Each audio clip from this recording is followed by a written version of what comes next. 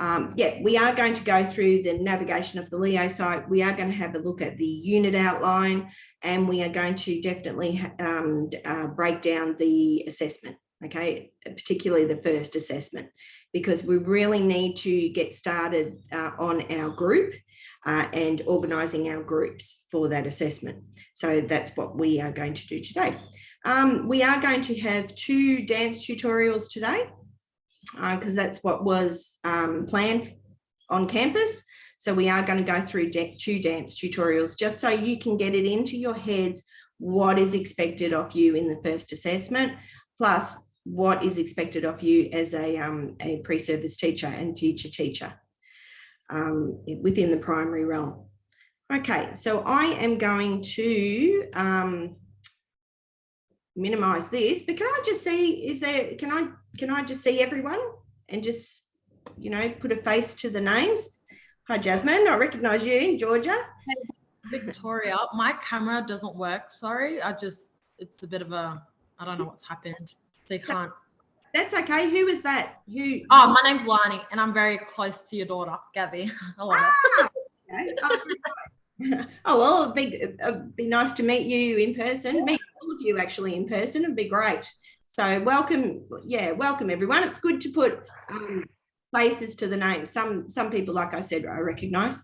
All right, so within this tutorial today, also I'm going to break you up into breakout rooms so you can discuss certain facets of the tutorial. Okay, so that's okay. You can all. I'm going to minimise this so you can all mute if you want. Yeah, thank you for that. All right, minimising. Now, hopefully you have all had a good look at the Welcome Arts Curriculum Pedagogy and Assessment tile that Joanne has put up. Now, Joanne, I must say, is our national lecturer in charge. I am your go-to in Brisbane. So when you are, you know, you're wanting to contact someone, you must contact me. And that's for anything. So that's for, I'm just going to close my window here. That is for, you know, if you're having problems, if you're not understanding things, if you are going to be absent, and we'll talk about absence in a moment, because that is a big thing, because one of the tasks is a hurdle task, and, you know, attendance is extremely important. Okay, and I'll talk about that in a moment. Yeah, so I am your go-to. So you can navigate to the Brisbane tile, and I'll just get off this. We'll have a look at the Brisbane tile first, I think.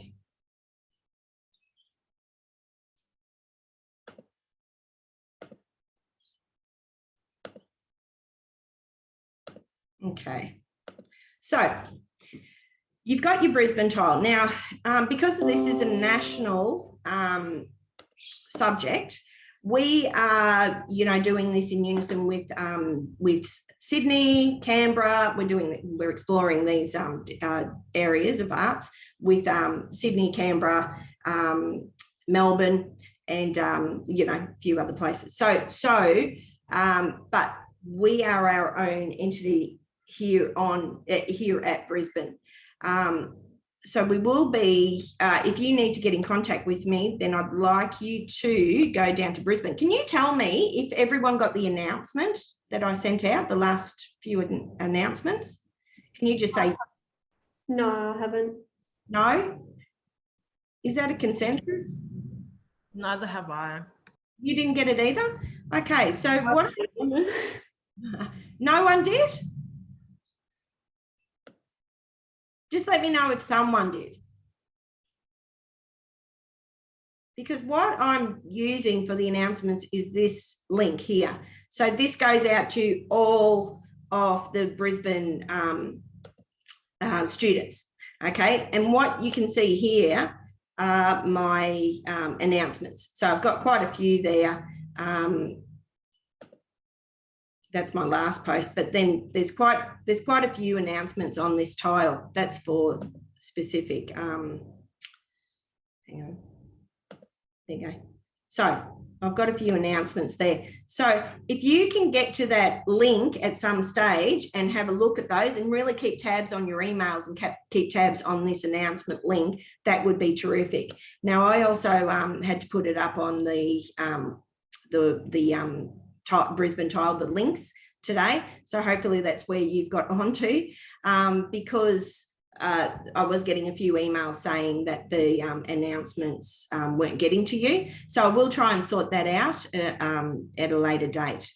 Okay, so let's have a look. So you've got information and resources here. This is where you're going to find the introductory video, and you are going to find your unit outline. Okay, so use this link. So if you haven't already, my advice to you is probably to print it out, get a hard copy, have it there next, on your desk or wherever you study, or in a booklet, and have it on hand, because the unit outline is your first port of call, with all the details of the subject.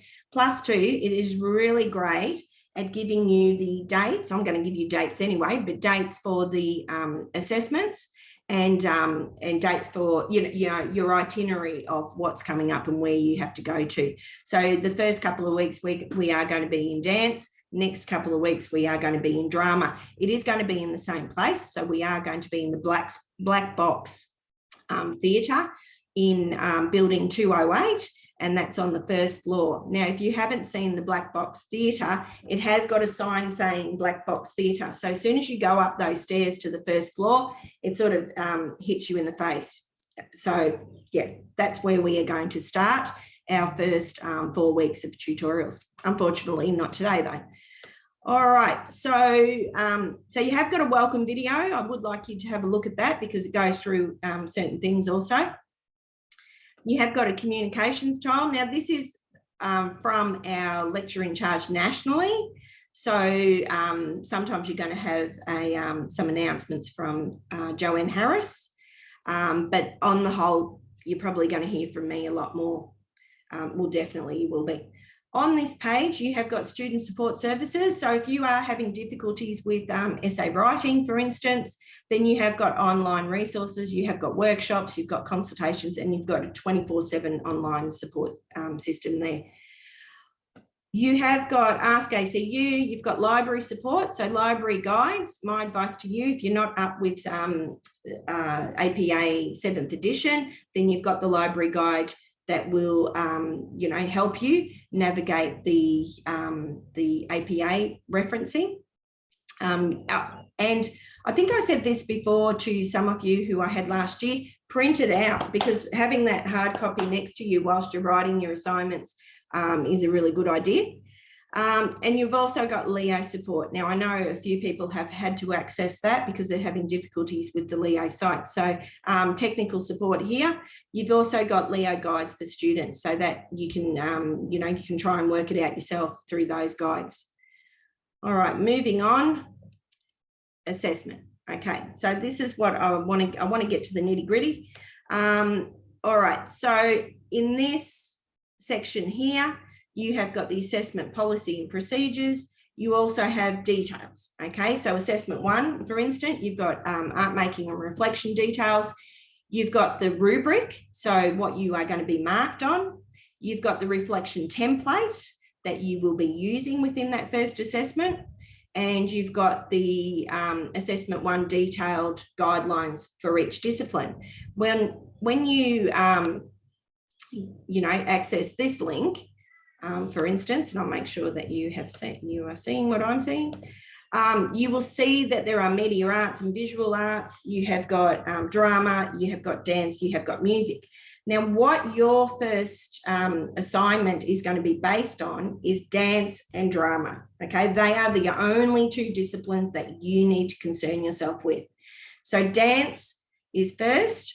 And we are going to be exploring that first off, and then drama. So your first assessment, and I'm really making this clear, is going to be based on dance first and then drama next, because you've got 2 disciplines to explore in that first assessment. Okay, now we will go into a little bit more detail.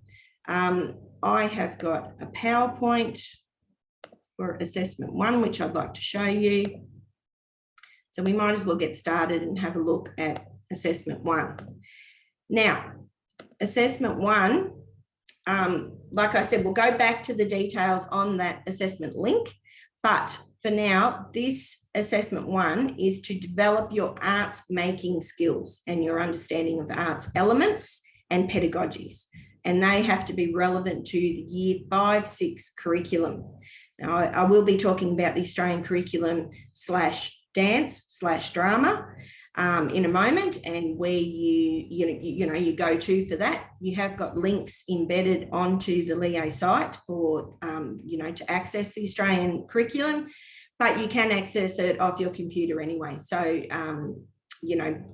Google Australian curriculum /dance, it will come up. Okay. All right, that is due. The final assessment piece is due at 10 p.m. on the 9th of April. So please be, jot that down in the calendar. Be really aware that will come up quick. We're already in week 1 and we're not even on campus. So, by the time we do get back on campus, we're in week 2. So by week 3, you need to present the first one, so first dance. But I'll get back to you about that one. All right. So the weighting is 50%. So there is a making product. So in your first piece of, your first exploration, it will be dance. Excuse me, I'm just going to close this door. Yeah. So when you get together with your group, your product that you're going to do or create and plan is going to be a dance sequence. Okay. Now, the second part B of that assessment is the reflection part, and I'll show you that in a little bit more detail. Okay, so when we talk about discipline 1 and discipline 2, it simply means discipline 1 is dance, discipline 2 is drama. Okay, so dance is due in week 3, drama is due in week 6. Okay, so part A, the making and developing of the product, the dance sequence in brackets there. So the extent to which the group product is, it must be suitable for engaging diverse learners in years 5 and 6 in authentic arts practice. And what we mean by authentic arts practice is that it can be assessed. It is a learning sequence. It's educational. It's not a piece of art that might be chucked in on a Friday afternoon just for the hell of it or the fun of it. It is a serious, serious curriculum area, just like the other curriculum areas in the primary arts curriculum. So it must engage diverse learners in years 5 and 6. So your foci is years 5 and 6, okay?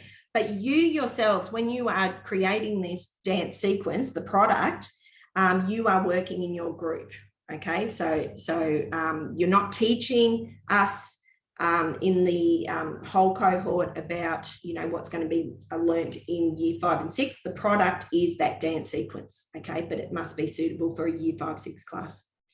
It must be cohesive. It must be purposeful. It must manipulate the concepts and the elements, and I'll go through that in a little bit more detail later when we go through the dance tutorial. And there must be evidence of skills and understanding. So like I said, it's not to be done or completed 1 hour before you are presenting it. You know what I mean? You must be practiced, you must be rehearsed, you must get together with your group. If there are going to be groups of 4, so I'm serious on this, every person in that group must have an input.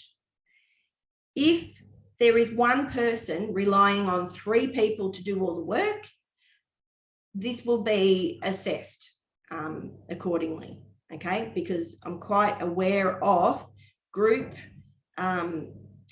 assignments and certain students relying on the majority to do all the work. That's not going to happen in this, because you must be in sync with your other group. You must know the dance steps. you must be in sequence. Okay. It must be an original and engaging artwork. So an original and engaging dance sequence. It cannot be like the nut bush. You cannot just recreate something that's been done before. You need to come up with a dance sequence yourselves as a group. Okay, and it must be engaging.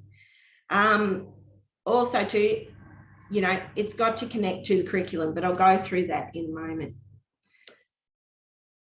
Okay, so what I'm going to flip back to is the sample that is on Leo. So when you go back to assessment 1 in the national, in the site, not just the Brisbane site, you will see these, and it comes up with an extended description of assessment 1 dance, and that's what you must go to. Okay, I'll open the file and then share. Okay, so like I've said before, must be, involving in creating a short dance routine. Your dance must be based off a theme or motive. Now, what we mean by motive is it could be you could have a picture. So it could be a photo of the recent floods. That's going to be quite topical in schools at the moment. The devastation that floods can cause. Last year, it was the fires. I'm just picking this out of my head, but the fires was quite a topical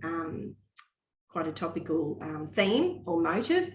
I know a lot of teachers who used actual graphic pictures to display, the devastation fires caused, and what we can do to, within our in connection to sustainability, what we could do as humans or individuals to try to counteract environmental disasters. Can they use? Sorry, I have a question. Can you use props and stuff, or is it solely dance? Like, can they use things? No, you can use props. Yeah. That's up to you and your group to decide. Yeah, but the theme and the motive, you can base that on, it could be a story, it could be pictures from a story, such as, I'm just going to give you an example here, like Sean Tan's The Thing. It could be that, and that could be the theme for that could be refugees or displaced people, but using a visual or using that topic within the book, or that theme within the book could be your base for your dance. The motive might be, there's an artist called Andy Goldsworthy. He's an environmental artist who does ephemeral sculptures. It could be one of his sculptures, like he does these beautiful big sculptures that are, they're in the bush, or they're in the environment, and you come across them. So it could be like a big weaving of branches that, is like a vortex that you go into another realm, but that could be the starting point where you start to think creatively and think outside the box, and use that motive as inspiration, I guess. But you have to be mindful. Please be mindful of the age group that you are, gearing this for. So it's got to be suitable for 5, 6. Sorry to interrupt. So does it have to be based on something that's current within society? No. I'm just, look, yeah, these examples that I'm pulling out are just examples, okay? They're not for all the groups to do, something on Sean Tan's The Thing or whatever. It's solely up to you guys to come up with the theme and the motive. I'm not trying to sway you in any way. You have got examples in here, and this is just a guide, okay? We can use any music, or is there set music that we have to go to? No, any music. So the music must suit. Music, of course, it's got to be age appropriate. So you have to make it the clean version, I guess, or yeah. So it really is up to you. It is a planning and making and responding. So responding through the dance sequence to the making process. And that is part of the arts. That's what we do in the arts, make and we respond. Okay, so much of the dance must be your own original work, and I can't stress that enough. If you have done ballet in the past and you think, oh, I might just grab the Nutcracker and recreate that with my group, don't. You need to work as a group and you need to come up with something original, okay? It should be cohesive and purposeful and manipulate dance elements to create an original and engaging piece. And I've said that before. So the dance elements of time, dynamic, space, relationships. All right. So, but we will explore that a little bit more later, and action, I should say. Okay, so you are going to get into a group of four or five. I've started ticking off the attendance on my sheet today, but I am mindful that we might have other people from the next tutorial with us. I know, Luke, you're with us from the other tutorial. I'm going to try and organise groups. I need to organise groups within your own tutorials. So we'll sort of try and get that going today. All right, so the dance routine. Now, it's not a massive dance routine, the timing, I mean, it's 60 seconds. All right, so 60 seconds long, and it can be it is the product. I'm reading this product of equal contribution. I can't stress that enough either. I want to know before time if someone isn't stepping up to the plate, because I just will not have that on my watch. I'm really, really aware of the troubles that groups can have when they are doing an assessment piece. You know, I want everyone on board. I want everyone committed. I want everyone to be involved in the choreography. I want everyone to be involved in the dance sequence. I want you to work together as a team. Now, I'm mindful of, platforms that you can use. You can use Zooms, you can use Facebook, FaceTime. Use different things, if you can't get to the campus, it doesn't mean you cannot participate. And I will not have that excuse either, because you do need to communicate with your group, okay? I can't stress that enough. Okay, specific dance style context agreed on by all members. So it could be, of course, it's going to be creative, but it could be cultural, you could have some cultural connections there, contemporary dance, you have to decide on the style and context. Manipulation of the elements, so space, formations, transitions, level changes. And next week we are going to do this, we're going to do a full-on praxis-based exploration, because some of the things we are going to talk about today, I'm going to take into next week's tutorial. Movements and choreography must match with the timing of songs selected. So you have to be in sync. So have a look at some YouTube. If you're not sure and you're thinking, oh my God, I'm not a dancer. It's not about being a dancer. It's about working together too. It's about exploring dance as an educational platform for children and giving them the opportunities to explore a non-verbal way of meaning making. So I want you to think outside the box. Don't, we are going to talk about our fears as teachers when we are teaching dance, or even our fears within this tutorial about dancing in front of our mates and our future colleagues. Remember, you are in the same boat as everybody else. I can guarantee you are all feeling the same. You have got that fear of making a fool out of yourself. I know I do. I make a fool out of myself all the time. And I'm still, thinking, oh God, here we go again, sort of thing. When I do some, I'm showing you dance. So please be mindful that no one is sitting in judgment. And hopefully you aren't sitting in judgment. It's not about laughing at each other. It's about having fun and laughing together. It's about, participating and giving it a good shot, because at the end of the day, you are all going to be teachers. It is you are, you know, teaching is about theatrics anyway. And the more fun and involvement you can be, you can give the children, and the more involvement you make yourself have within the classroom, the students really, really grab hold of that, and they love it. They absolutely love it. And those are the things they're going to remember, you actually being in role and you participating. So that's what you've got to sort of get your heads around too. Movements and, I've said that. Inclusion of dynamics to convey your theme or motive. Now, dynamics is how we move, okay? So you might be moving fast, you might be moving slow, you're moving smoothly to the music, you know, it's all that, but we'll talk about that in a moment. So opportunity for all group members to incorporate the elements of relationships. Now, relationships is who we move with. So you 4 or 5 members of the group, you are going to be moving in sync.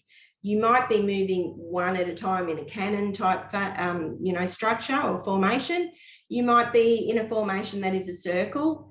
You might be, you know, using that space. You might be in a line. I don't know how you're going to do this. You have to decide, okay? Yeah. Just to confirm that, so you want us all dancing throughout the whole thing, like you don't pause and someone has like a solo, each person has a solo, hey? Look, if that's the way you are going to do it, then that's fine. The only thing is with that, it can't be too long that someone is, you know, they're standing there. So if you were going to, you know, have everyone have an individual part, then you're risking the formation or the structure of your dance. So you have to be mindful of that you only have 60, you know, you really only have 1 minute to do this. So you have to be mindful of what educational, you know, what learning you are getting out of this, okay? So when we go through the dance tutorials, it would be a little bit clearer for you, but you can, you know, you can do that. If that's what you're thinking, then you can, you know, add in that individualism in the dance, but it is a group dance sequence or group dance routine. So you have to be mindful that one person isn't the foci or the focus of that dance, okay, while others are on the peripheral. Do you get what I mean? Does that answer your question, Chris? Yes, thanks. Okay. All right. So, yeah, it says equal contribution within performance of all group members. So you have to make it, you know, quite equal. All right. Some ideas to assist with getting you started. So you've got a couple of options here. Now, these are just some ideas, okay? Use a well-known dance as a starting point and recreate the choreography to help convey new meaning. Note, you cannot just replicate a dance, okay? Now, there's a fine line with that one. Like I said, you know, if you're just going to recreate the nut bush without any sort of thought behind it, because you all know it, then that's, you know, you're going to be marked accordingly. So try and think about that one. It has to convey new meaning. You might have to, you know, you are going to have to adjust it if you're going down that road. Option 2, use a theme or motive for another key learning area as inspiration for your movement. So like I said, you know, environmental impact, for instance, that just, you know, don't take this as gospel, but that could be used in science and that can be used in HASS subjects as well as literacy. So it becomes an integrated unit where you then can unpack it non-verbally through dance and even drama. I know I've done that before, and within the visual arts also. So it, you know, be mindful of that, because in your reflection, the part B of this, that might be something that you want to reflect on. Okay.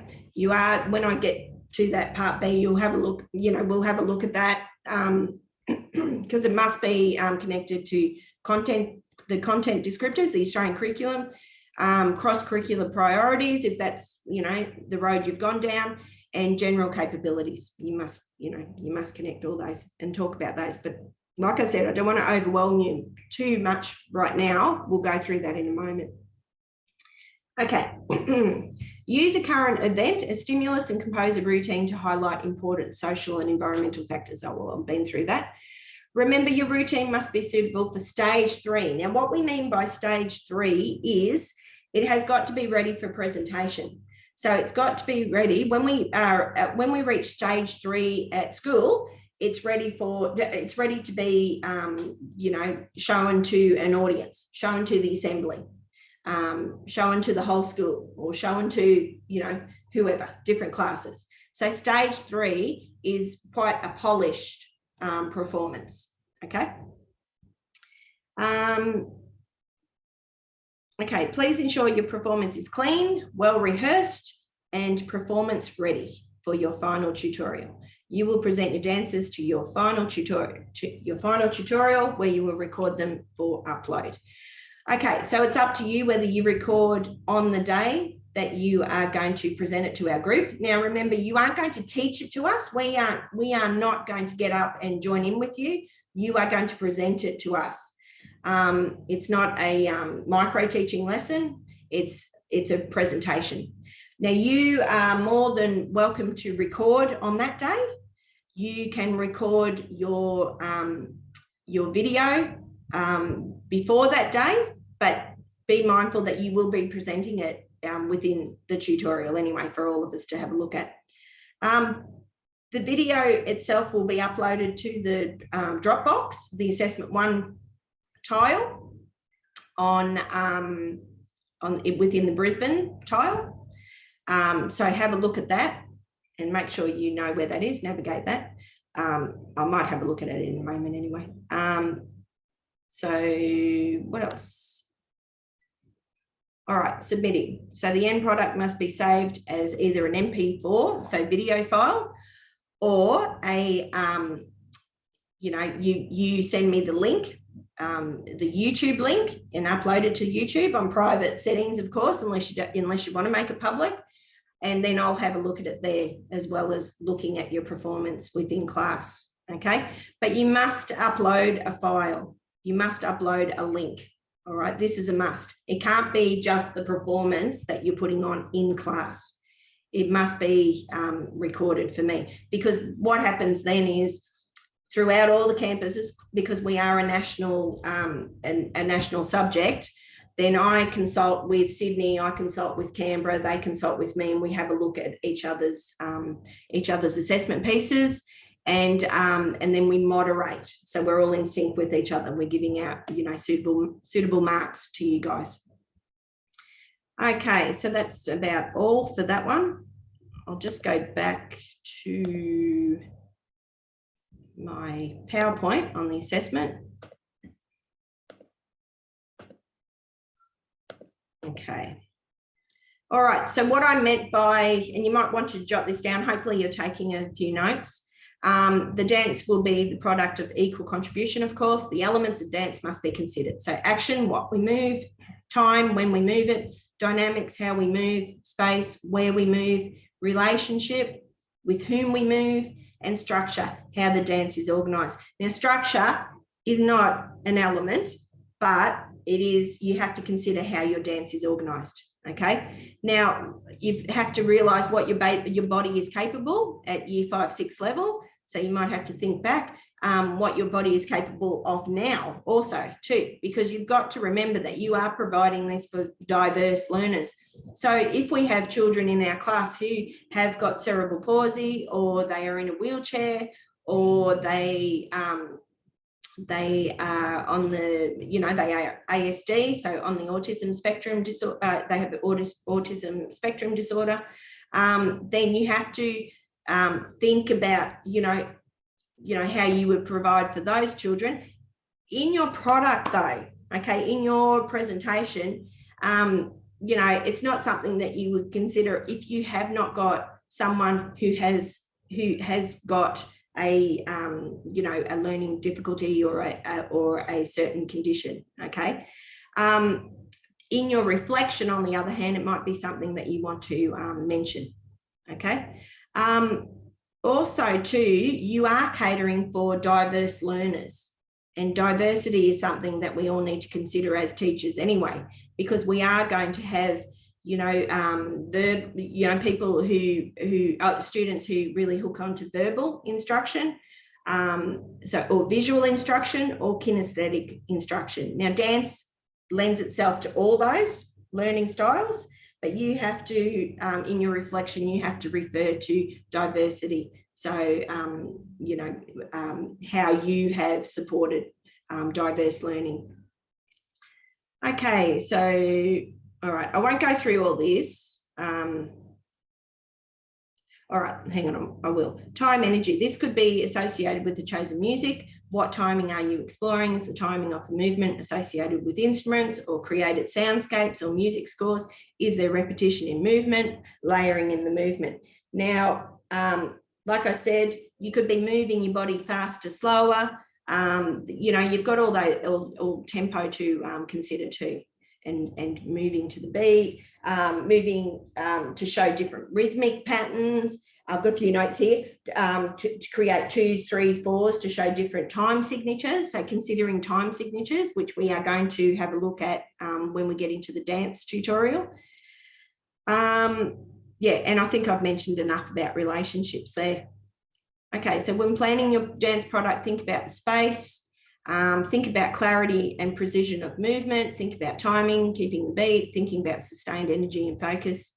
Engaging children in choreography and allowing them to engage in open-ended challenges could be a starting point and something to think about. Possible ideas: dance to tell a story, dance to explore a theme. Really, you are hooking into a theme or a topic anyway. Could be social dance, like I said, cultural dance. All right. Now, I want to get into part 2, the reflection. Okay. So I'll just show you, I'm just going to go back into the Leo site and I'm going to show you where you can get the template. Okay. So, oh, hang on a minute. Have I got the set template? Well, maybe I don't. Hang on, maybe I will have to go back. Where's this set template doc? I'll just have a look. It might be in the Brisbane tile actually, which I'll have a look at.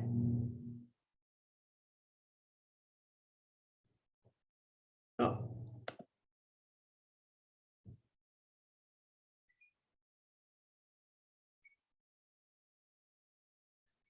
Okay.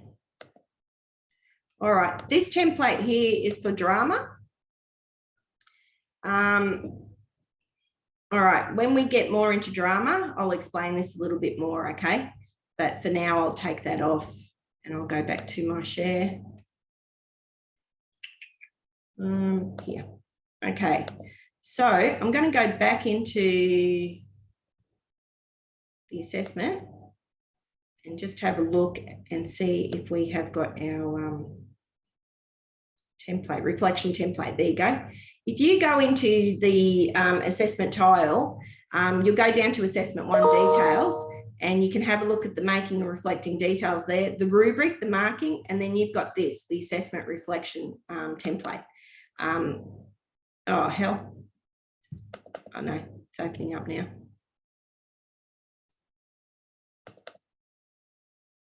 Oh, come on. All right. I'll get that. When we go into, all right, I've got a little bit of a, oh no, there it is. Okay, so this is the template that you can use for your reflection, okay, in dance. Now, assessment 1, part A, of course, you're going to provide me with the video. So you might want to put your link there. That's okay. You might want to upload some photos that you've taken too, probably not too many. Then you've got your reflection, okay, maximum of 500 words, 2 pages as per template. Get rid of all this red writing. Don't include it in your in this. Of course, this is just your some guidelines here. So using the template provided, reflect on the following. Please delete text in red. Okay, that's good. That's written on there because you would be surprised. Some students leave it on there. Okay, briefly describe how you use 2 of the elements in your artwork. So if you're foci, you're going to use all of the elements. I guarantee you will. You definitely will. But your focus in this reflection might be relationships and timing. Victoria, we can't see the template. Oh, sorry, everyone. Okay. Oh, something's going on. Okay. Sorry, thank you for telling me. All right, I'll go back. So in this section, sorry about that. Can you see it now? Yes, thank you. Oh, great. Thank you for that. Okay, so this is where you would put the, you know, your link if you have put it on YouTube, or just take some photos, or tell me that you've uploaded your video. Okay, so then. Sorry, do all 4 members upload the link? You know how sometimes in assessments only one person does? Yeah, no, can all 4, actually, I'll get back to you with that one because it might overload the Dropbox bit. So if you are using YouTube, then yes, write it in this, you know, but if you have uploaded a file, then probably no, because I know the Leo site can have a bit of a meltdown. The Dropbox can have a bit of a meltdown. So, but I'll get back to you though about that one, okay? Yeah. All right. So, okay. So here is what I'm talking about here, elements and curriculum. Now it's worth 8 marks. So if you are focusing on relationships and timing as part of your reflection, you know, and of course you will be using all of the elements, but if you think, oh, look, I can really talk about how we used, you know, whatever, relationships and timing, then reflect on that, okay? And you must write about it and why you did, you know, why you created the dance that way, why you performed that way, you know, why, you know, how you use those elements. Reflect on which age, years and the curriculum areas. Well, of course, you're doing 5, 6, so that's it. And the curriculum areas this activity could be linked with. So like I said about the fire or the floods, it could be linked with HASS, it could be linked with science, it could be linked with literacy, we could link it with visual arts, we could link it with drama. So you've got quite an integrated unit there. So you need to consider that and you need to write how you could connect it, okay? And it might be through the theme, but you need to explain that a little bit too. You have to have, you know, a sort of a little bit of a rationale. Of course, not too much because you have got only 500 words to use. All right, band. Is this written together as a group, or is this a separate, like this part reflection? So this part B reflection is an individual. Yeah, okay, cool. So this must be submitted by all members, but part B is individual, part A is group, okay? Yeah, so be mindful of getting together and writing the same stuff. It is an individual piece, so just be aware of collusion there. Okay, but doesn't mean you can't, you know, bounce off each other, but yeah. Okay, so band description, of course, and can I just say too, of course, your dance has been worked out in a group. So, you know, like your individual, you are probably going to have, say, you know, much of the same content, but just be mindful, you know, the 2 concepts that you have focused in on might be different to the 2 elements that another group member has focused in on. Do you know what I mean? Yeah. Okay, I'll get that. I'll say that's a yes. All right, band descriptions, content descriptions, achievement standards. All right, and you know, link those, explain them a little bit. General capabilities and cross-curricular priorities. You should know by now general capabilities can involve, well, does involve problem solving.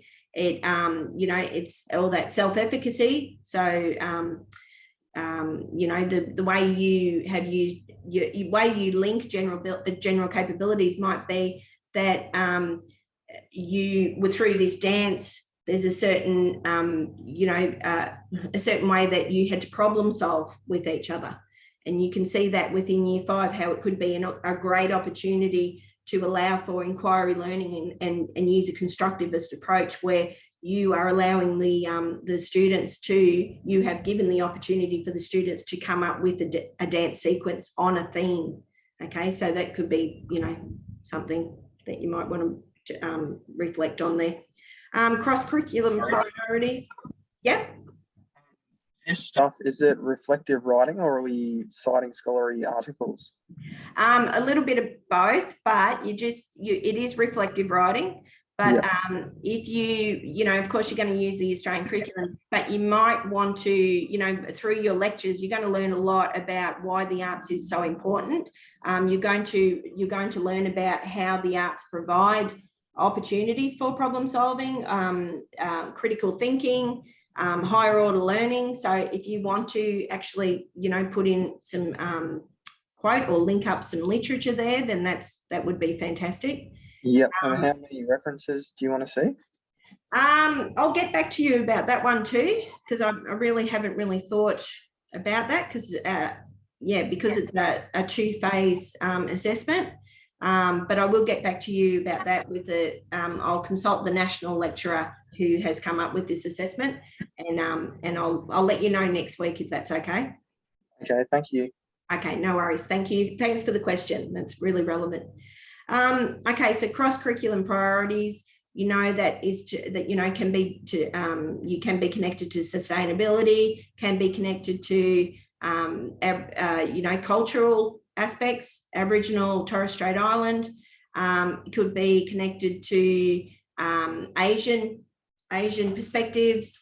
You know, have a look at the Australian curriculum and get your head around how these can be connected in the dance, in dance. All right, so application to a year 5-6 classroom. So briefly explain how you would teach this as a learning activity in the primary classroom to engage diverse learners in authentic arts practice. So diverse learners, those verbal, non-verbal, kinesthetic learners, okay? Have a look at that. You know, you could have a look at your Woodfolks and Margate's book there and have a little look at, you know, refresh on diverse learners, but I'm sure you're going through, you know, the needs of diverse learners within every subject you're doing, because you're catering for your students. You're catering for the whole student and the whole, you know, you're making sure that everyone's got an opportunity to learn and develop. You know, in the past, I've had students who have sat on the peripheral. I have had students who have been ASD, and it has just been a really quite, you know, our dance classes or drama classes have been quite intense for them. So they have sat out until they have had time to, you know, sort of readjust, and then they participate. In the past, with my knowledge and experience, you do see these students who do, you know, they might be sitting there to start off with, but they really, really do want to join in because they can see that the students are having so much fun. I had one little boy, and he actually was quite critical of the way, you know, some of the students were moving, and he came in as a choreographer. So I actually used him, well, not used him, but I made, you know, he was quite welcome to come in and let us know what he thinks, you know, and how he would do it. And then he showed us, and that was when he became involved, really fully involved actually. And he was not only the choreographer then, and this is a year 2 class, choreographer, he was actually participating. So there are ways of engaging those diverse learners. And I'm not just saying, you know, it's not just the students who have got learning difficulties or certain conditions, it's all your students, because you're going to have some students who are, you know, introverts. You're going to have students who are, you know, right out there, right, you know, they're more than willing to act or play the role, you know, but you're catering to all those, the whole class, all their needs.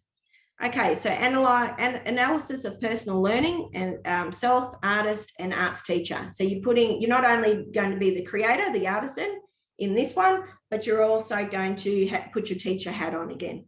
What have you learned from this process about yourself as an artist? And be mindful, the brackets there have dance, drama, music, blah, blah, blah, because I can tell you this, Sydney I think they're doing music and media first. Not quite sure, but I think that's the way that we are doing dance and drama first. So dance is your main focus. How has this helped you in building your arts teaching practice? Identify one strength and one area which you will continue to develop to build your skills and confidence. Now, some people might have come into this subject thinking, oh, I'm totally not going to do anything artistic in my class. You know, you really are doing a disservice to your children, but my job is to get you into that mindset that, you know, after these 12 weeks, you see the worth of it and see that it would be a disadvantage to all your children if you didn't include the arts in some way.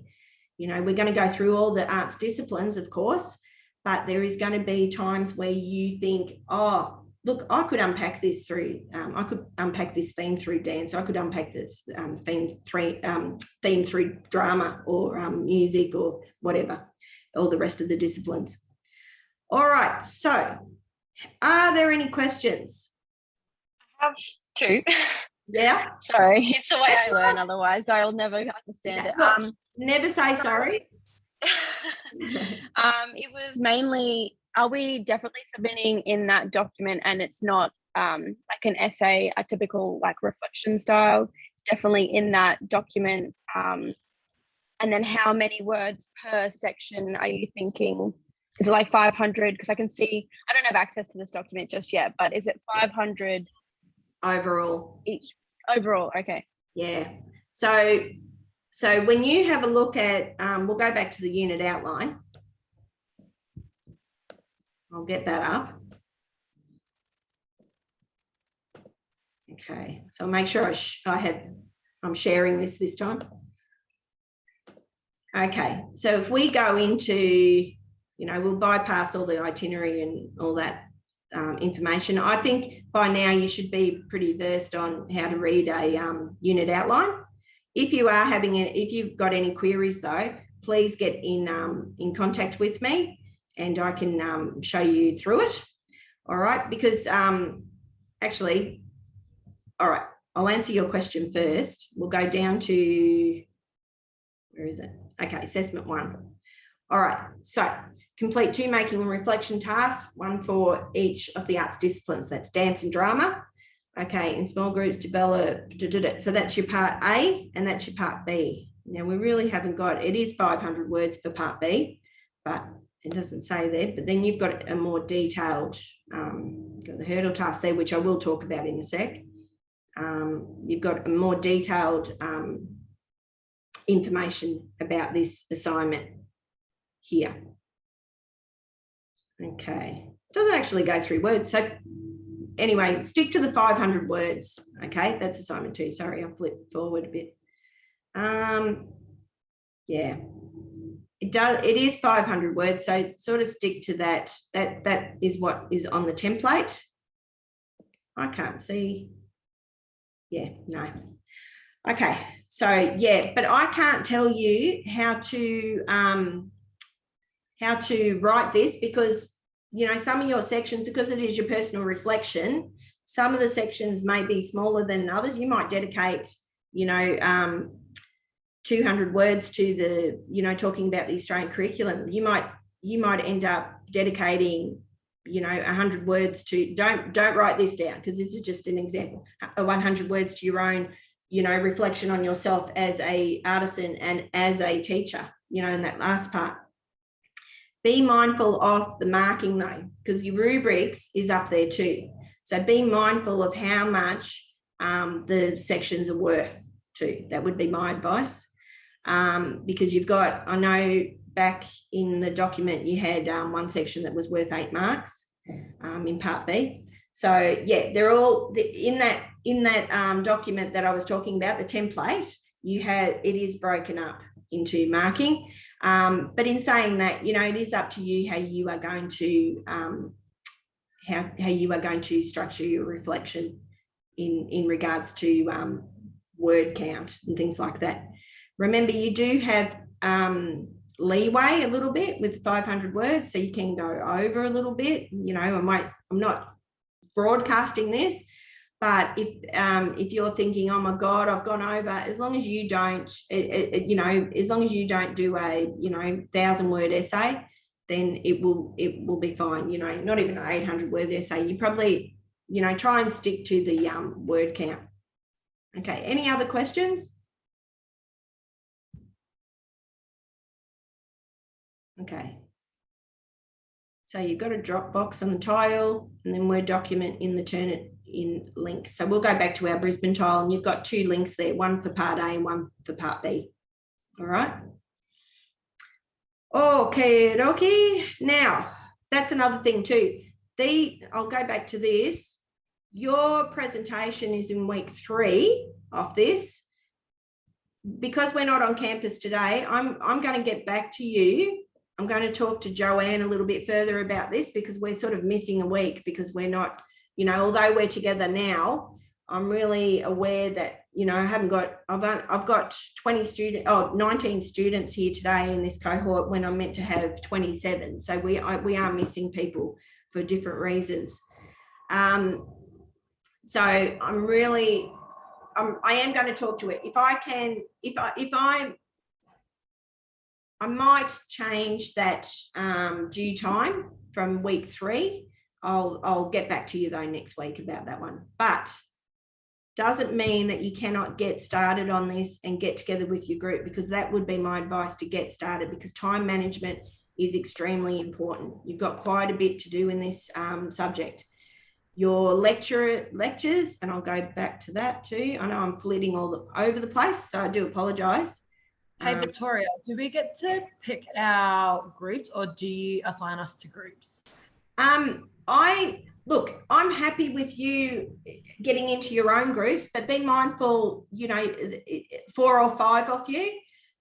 Be really, really aware. If you have been in a group in the past and you have had certain people who, you know, aren't working, that you don't work well with, of course, you're not going to get into a group like that. Okay. So you have to be mindful of, you know, the dynamics of your group. It would be good if you could include others, because there's going to be other people in this cohort who do not know anybody else. So we have to be mindful of that too. In the last tutorial, the last 2 tutorials, I did say, you know, if you've got a friendship group, well, not a friendship group, but a group of people that you know in the cohort, then that's fine. At the end of this tutorial, I'll get you to list those names down in the chat so I can write them down, or we talk about it later on. But I may assign another student into that group, okay? If we haven't got enough groups. So hopefully, I think I've worked it out that we need 5 groups, 5 groups of, no, I didn't work it out. So we do need, I think we need about 6 groups. So 6 groups of 4 or 5, okay, just depending. So are you thinking you have got a group, or you've already organised a group? Yes, I want to be with Lara, Lara Nags, and Caitlin. Taking numbers. Yeah, and because I know I work really well with them, so yeah. Oh well, that's good. You know, like if you're thinking that way, then that's fine with me. Okay, we're all adults here. The only thing I don't want is people sitting in judgment of other people. I'm really aware of that. Other students as well. Yeah. I look, and I would not be thinking at this stage that you would be. It's as long as we can laugh together and not at people, I'm happy with that. You know, past some, you know, on some occasions throughout the years, there has been people who have sat in judgment within these praxis-based explorations in dance and drama, and I sort of have to hit that on the head straight away. But I'm hoping that this cohort is a little bit, you know, like we're laughing together, not at people, because, you know, I'm probably going to be the loudest one in tutorials. Uncle Phil has said that. I'm very dramatic, as I have to call myself, so I have no shame. So look, I love that. I love people, you know, I want you all to get involved, but on the other hand, I don't want people to feel you know, inhibited in any way. So that's great, Lani. I'm looking forward to meeting you, actually. So looking forward to meeting all of you. Because I you know, we all work together as a cohort. We're going to have a great time in this over these 12 weeks. Okay, it's just you know, really, and this is just a conduct thing anyway, which should probably hear throughout your tutorials or your subjects. I don't, and in the classroom as a teacher, you want all your students to learn, you want all your students to be able to hear. So people talking and not listening, it doesn't upset me. It makes me aware that, okay, what is this person going to be like as a teacher? If they are willing to talk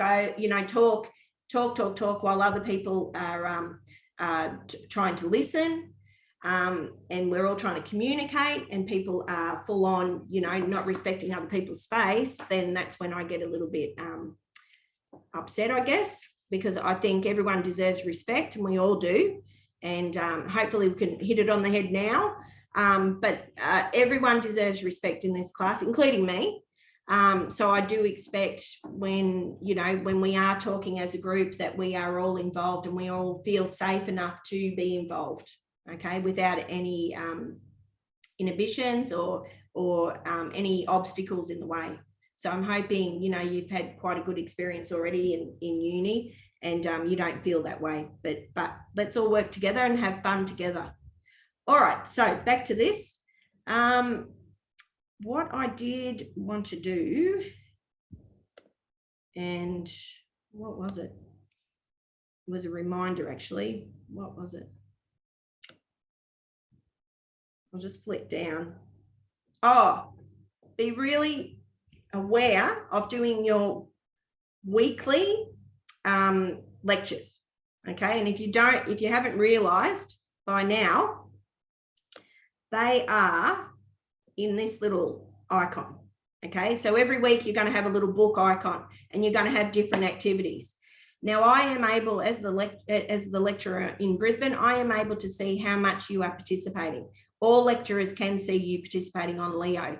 I don't know if you know that now, but we can click on and see how much activity is being had by all you students. So if I see a student that has been on Leo maybe once in 6 weeks, and it won't get to that stage because I won't let it, then I will contact you through email and say, okay, what's the problem? What's going on? Because you do need to commit a certain amount of time to your lectures and your readings. And I will say that now, and your tutorials. And we'll talk about absence, being absent from a tutorial in a moment.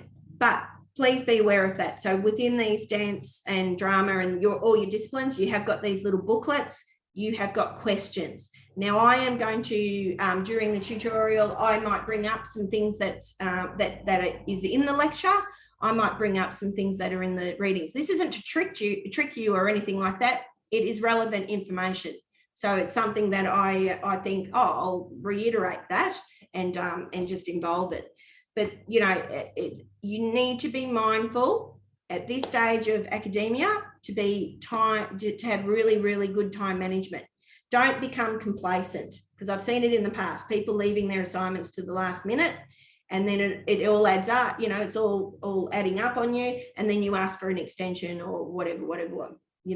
So just be mindful. You can get these assessments done. You just need really good time management. Okay. And I know you've got other subjects, but that goes for all the other subjects too. Time managers. Another question. Do I email my EIP to you or to our national lecture? No, to me. Okay. Yeah. All correspondence is to come to me. Okay. I'm the lecturer in charge in Brisbane. If it is a matter for the national lecturer, then I will get in contact with you on your behalf. If I think you need to, or you want to talk to her, then you talk to her, okay? But all correspondence needs to come to me, all right? And then I'll pass it on. Because she's got, the national lecturer's got so many campuses throughout Australia to head, then each campus has got their own lecturer in charge. So yeah, all correspondence comes to me first. That's like if you need to get in contact with me on a personal matter, get in contact via an email. If you think it's a question that the whole cohort might be, be concerned with, then put it on our discussion tile in the Brisbane tile. Okay, put it on the discussion link, I should say, discussion forum link. My announcements will go out via the Brisbane tile. Hopefully they go into your emails. Now you're saying to me that my announcements didn't go into your emails from last night? It did. No, but I can click onto the link and I can see them, but I didn't get no So- thing from you from emails. So can I just ask if that's not, if you know, can you please keep an eye on your announcements on the Brisbane Tile? Okay, so make sure you keep on going in there. You know, it doesn't have to be on a daily basis, but especially times like this, if there's you know, hopefully we don't get any more weather like this, but if there's something that's going on and you think, oh, well, that could concern me, or you're getting an announcement from the campus saying the university's closed down, then go straight to the Brisbane link and see what announcements are up there. Okay. I'm slowly getting through and getting all your details, getting everyone's email addresses. But that's been a chore because we are in a very big cohort nationally. So yeah, so bear with me there. But I should have all your details soon so I can send out individual. But if there's any concerns at all, you get in contact with me directly. You know, the only reason you probably would get in contact with Joanne if there's an issue with me, you know, like if you don't want to talk to me, but you think, oh, I need to talk to the national lecturer. Okay, but that's about it for that. Can I talk about attendance now? Because one of your assessment tasks, and I will go back to the assessment, is attendance. Hang on a moment, make sure I'm on there. All right, so we'll go down to this hurdle task attendance, okay? If you haven't read this, you need to read it because your hurdle task, this is a pass or a fail. And if these requirements aren't being done, you are going to fail this course, no matter how much you put into your assessment 1 or your assessment 2. If you have not attended any of the tutorials, then you know, you're setting yourself up for failure. And I really don't want that. Okay. Attendance is included as a hurdle task, and I will reiterate that. And lecturers will take a role. So that's including me. I actually today and yesterday, I have been taking a role. So I will get in contact with people who didn't attend today. You know, and of course, under the circumstances with the, you know, the deluge that we experienced, there are going to be certain reasons for that anyway.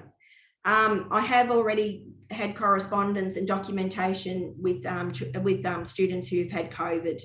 So they couldn't be on campus, but they have attended this tutorial day online. So you must provide documentation to me via email, and you must, so that could be medical documentation. It could be that you are, you know, different circumstances. You've got to provide some sort of proof that these things are happening, or and you can include your, you know, you can include an EIP to me. I probably have, you know, if you have one, send it to me. Partial attendances. So this has happened in the past, someone turning up for 20 minutes and then they take off. No. This is going to be noted also. So it means you have to do a makeup task. All right. Now, you know, we've all been around the block before. I know when, you know, someone is turning up just to get their name, their attendance name ticked off. Other lecturers do too. You know, it's a given. So we do know that, you know, the odd 1 or 2 students who do that. Just be aware of that. You will be doing a makeup task. If you miss more than one tutorial, then again, you're going to have to, you know, we'll have to deal with that one. You will, you'll have to apply for special consideration, or you know, you might have to think about deferring this subject. I would hate to think that it would come to that, but there are special consideration requests. Okay, so if there is if you need to, and you miss more than 1 week, then maybe a special consideration is it needs to be executed. All right. Any questions about that one? No. So if we are, you know, for any reason, if COVID hits and we've got the majority of the campus, you know, hit by COVID and there's a lockdown, then I will go online. Now, same rules apply here for the hurdle task. If you don't attend these online tutorials, then it's part of, you know, it will be marked as part of your attendance for that hurdle task. So you need to attend if you can. Okay, let's go back to the Brisbane tile, and I'll just show you the drop boxes there, but I'm sure you've been through this. I know I can see it's one. All right, so my details are there. You can get in contact with me through an email. Announcements are there. All right, so that's where I am getting in contact with you guys. So when you know, I think I showed you before, when you go in there, you can see the announcements. Tutorial links, that's for today, of course. So if you know of anybody who is, you know, wanting to come to the 3 p.m. one, tell them the link is up there. Brisbane campus discussion. So this is only for us on campus. So you can add to the discussion. All right. So if you're thinking, oh gosh, I really want to know about this group presentation, I want to know about, you know, formations, can someone explain it to me? Then maybe one of your peers will answer you, but I definitely will be answering you in 3 days, you know, 2 to 3 days, or 1 to 3 days. But, you know, someone in the cohort might answer that too. You know, it might be a question about where do I find the unit outline? Again, you know, someone will say, yeah, it's in the first tile or the second tile or whatever it is. All right, so make up tasks. Oh, I'll just show you this. So this is uploading. So this is your first, your assignment 1 Brisbane, assignment 1A, group making product. So you are dropping it into here, the dance sequence. So the, you know, either you give me the link or you drop the file in there. And the assignment 1 Brisbane is for the reflection, okay? Right, so just ignore this because you're not doing it. Oh, sorry, hang on a minute. What did I do there? Assessment 1, the reflection. Let's have a look. This is just new. Oh, okay, all right. That is, sorry everyone, that's just appeared. So I'll just go back. So your assessment 1, part B, individual reflection goes here, okay? So that will be uncovered. It's hidden right now, but it will be uncovered soon. These are all have just appeared. So anyway, I'll show you next week, a little bit more detail on these drop boxes, okay? All right, so there's your attendance. So this is what you have to do. In your own words, write 300 to 500 a word summary of the activities in the tutorial. So this is self-directed. So you won't have that feedback and content that you would experience in a praxis-based exploration of dance or drama or whatever, the other ones. So you are going to have to do your own self-directed study if you miss that tutorial. You have to you're going to have to complete the practical activities, you know, within that tutorial. And then in your own words, write a 300 to 500 word summary of the activities in the tutorial, including links to the curriculum, elements, skills learned, could be content from the actual, you know, from the lecture that you'd like to add. I don't know, it's up to you. It's 300 to 500 words, but I'll be marking those.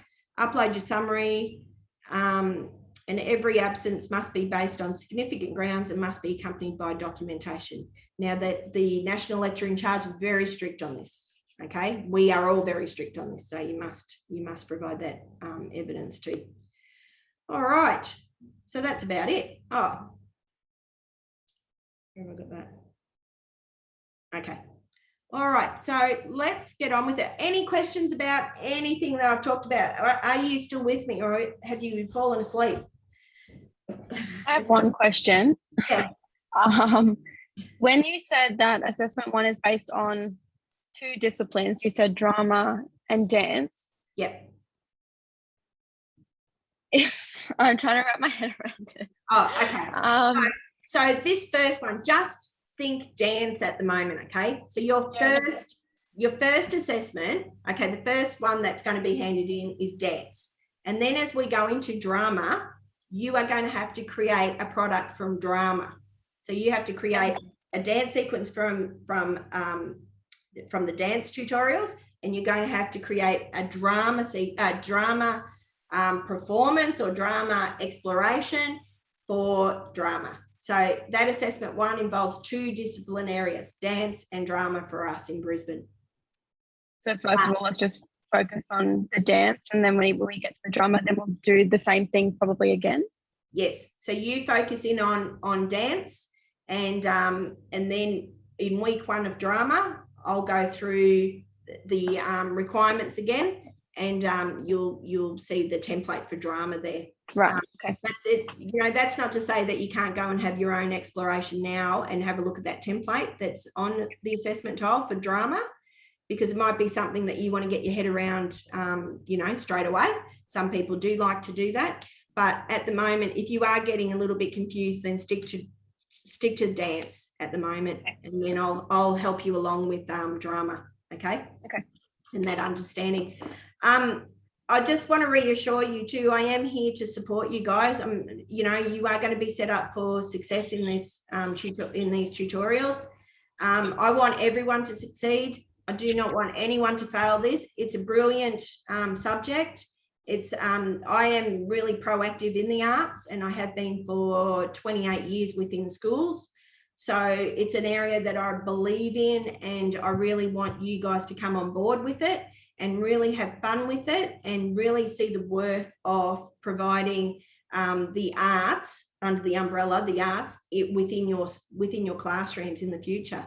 They do, it does provide, the arts provide, support and for, social, physical, cognitive, emotional, spiritual development. There's a lot of research backing this. It emphasizes, respect for others.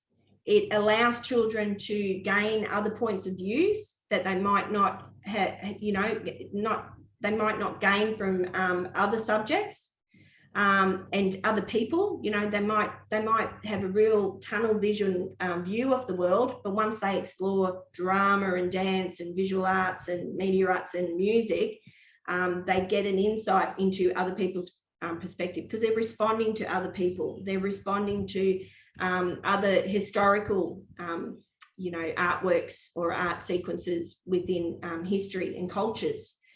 Some of these kids might not have ever seen a traditional dance done by Torres Strait Islander peoples. So there's going to be or dancers from other parts of the world. So there's or ever been to a theatre or ever been to an art gallery, and it's that world that you can open up to them as a teacher that will really, really inspire and enrich their lives. So I am really, really passionate about the arts. So I'm really aware of setting you guys up for success. My encouragement for you to participate is only coming from the best intentions. I'm not there to embarrass you. I want you to, hook into it fully. Okay, all these arts experiences, and arts is a kinesthetic way of learning. It's learning by doing. Okay, so let's get into the dance tutorial. I just have a quick question, sorry. Sure. For the assessment, the thing that's due on the Saturday the 9th, is that the 2 reflections? That's not the 2, no. Saturday the 9th of what? In it says assignment 1 due date, and you said Saturday the 9th at 10 p.m. What is, if this that's just making sure that you've handed in both dance and drama by that date. Okay, what we have done in Brisbane is we have split it up into week 3 and week 6. so it doesn't become all too much and all too confusing for you doing the 2 disciplines all, in that, over that 6 weeks. Because I'm really aware, but I need to get back to you, Georgia, because of circumstances and not being able to be on campus, where it's put us out a little bit. So I will be talking to Joanne, and if we need to, then I will extend that time, to hand in dance a little bit further down the track rather than week 3. But at this stage, we'll just talk about it being handed in week 3 so we can get organised. I'll get back to you about that next week. I'm just really aware of the time frame for the dance. Now, the dance is only 60 minutes and the written part of it is 500 words. So it's not, you might be thinking, oh my God, this is so huge. But once you get into it, once we get into the dance tutorials, you'll see that it can be quite a assignment that can go boom, boom, boom, and you will, as long as you do your rehearsals and things like that for the product, this dance sequence, then you might end up, doing this in quite a record time, the reflection, once you see it all fall into place, if you get what I mean, because it is learning by doing. Sorry to interrupt. Yeah. Did you say 60 minutes or 60 seconds? 60 seconds. Did I just say 60 minutes then? Yeah, that's You what said minutes. No. I pass out after 5. It's Broadway production. No, 60 seconds. Yeah. Look, just thank you for correcting me, because, people probably think, students are probably thinking, oh my God, 60 minutes. You really freaked me out there for a minute. No, 60 seconds it is. So 1 minute. Okay, everyone, 1 minute. Not 2, one. One more Just question quickly this on topic. that. Yeah. Oh, sorry. Yeah. Are you going to be, for the rest of us who don't know anyone in the cohort, are you assigning the remaining groups today or next week? Today. Okay. Today, because what I did last night is I put up the tutorials from yesterday and I did a list. So people who were there yesterday who formed their own group, got them on the list, but the people who weren't there, I've put them into a list too. So they know that they're actually in a group and they're not panicking because they've been left out. So I've had to do that. So on the Brisbane tile tonight, I will have your groups. So if you have organised your own group of 4 or 5, then I'll have you in a list. So you might be group 1 or whatever. Doesn't mean that's the order you're going to perform in. It just means that I am really trying to get you organised into a group because because of time management purposes. If I left all the students up to forming their own groups, I would get an email in week 3 saying, I haven't got a group. And then I'd be like, okay, all right, should have told me that, but I'm not going to leave it to that. Okay. In the past, I've done that thinking, you get organized, but some people just don't. So, and some people don't know other people. So I am going to organize the groups. Okay. So if you've got your own group, great. I'll put that on my list. But if people are left out, then I will make up the groups if that's okay with you guys. If we've only got 3 people currently, we're allowed 1 more, aren't we? You're allowed 2 more. So would you recommend having 4? Because I'm just worried if we have 5, it's going to be too many people on a bandwagon sort of thing. No, it's up to you. What happens in dance is that, and you've probably seen this because, even with the Nutbush, when the whole wedding party breaks out into the Nutbush, it's better having 10 people than having 5 people. So it's up to you what sort of sequence or what sort of formation or what sort of dance, dance you are exploring. We've got 1 spot left. We've got 2 or 1 spots left if somebody wants to take that one. Yeah, but we'll discuss that later. But just think about it though. You do need 4 or 5 people. I would prefer in the group. 3 people is far too small. And the dance sequence, the final polished performance, when you have 3 people, it's fine, but for this particular assessment, it has been asked 4 to 5 people in a group. Yeah. So I didn't know if I'd have 1 more or 2 more. So yeah. Okay, thanks for that. All right, so are we all clear? Can we go on with the dance now? We'll go on with, yeah? All right, so dance 2. Okay, so we've got 2 tutorials. The second tutorial is based on early childhood, so early childhood exploration. So we will be breaking off into groups in this first tutorial and breaking off into groups in the second tutorial.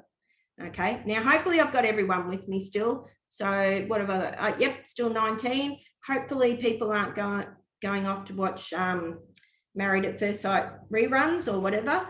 They're still with me. But yeah, look, when we break off into breakout rooms, then you will get a chance to talk to other people about the information.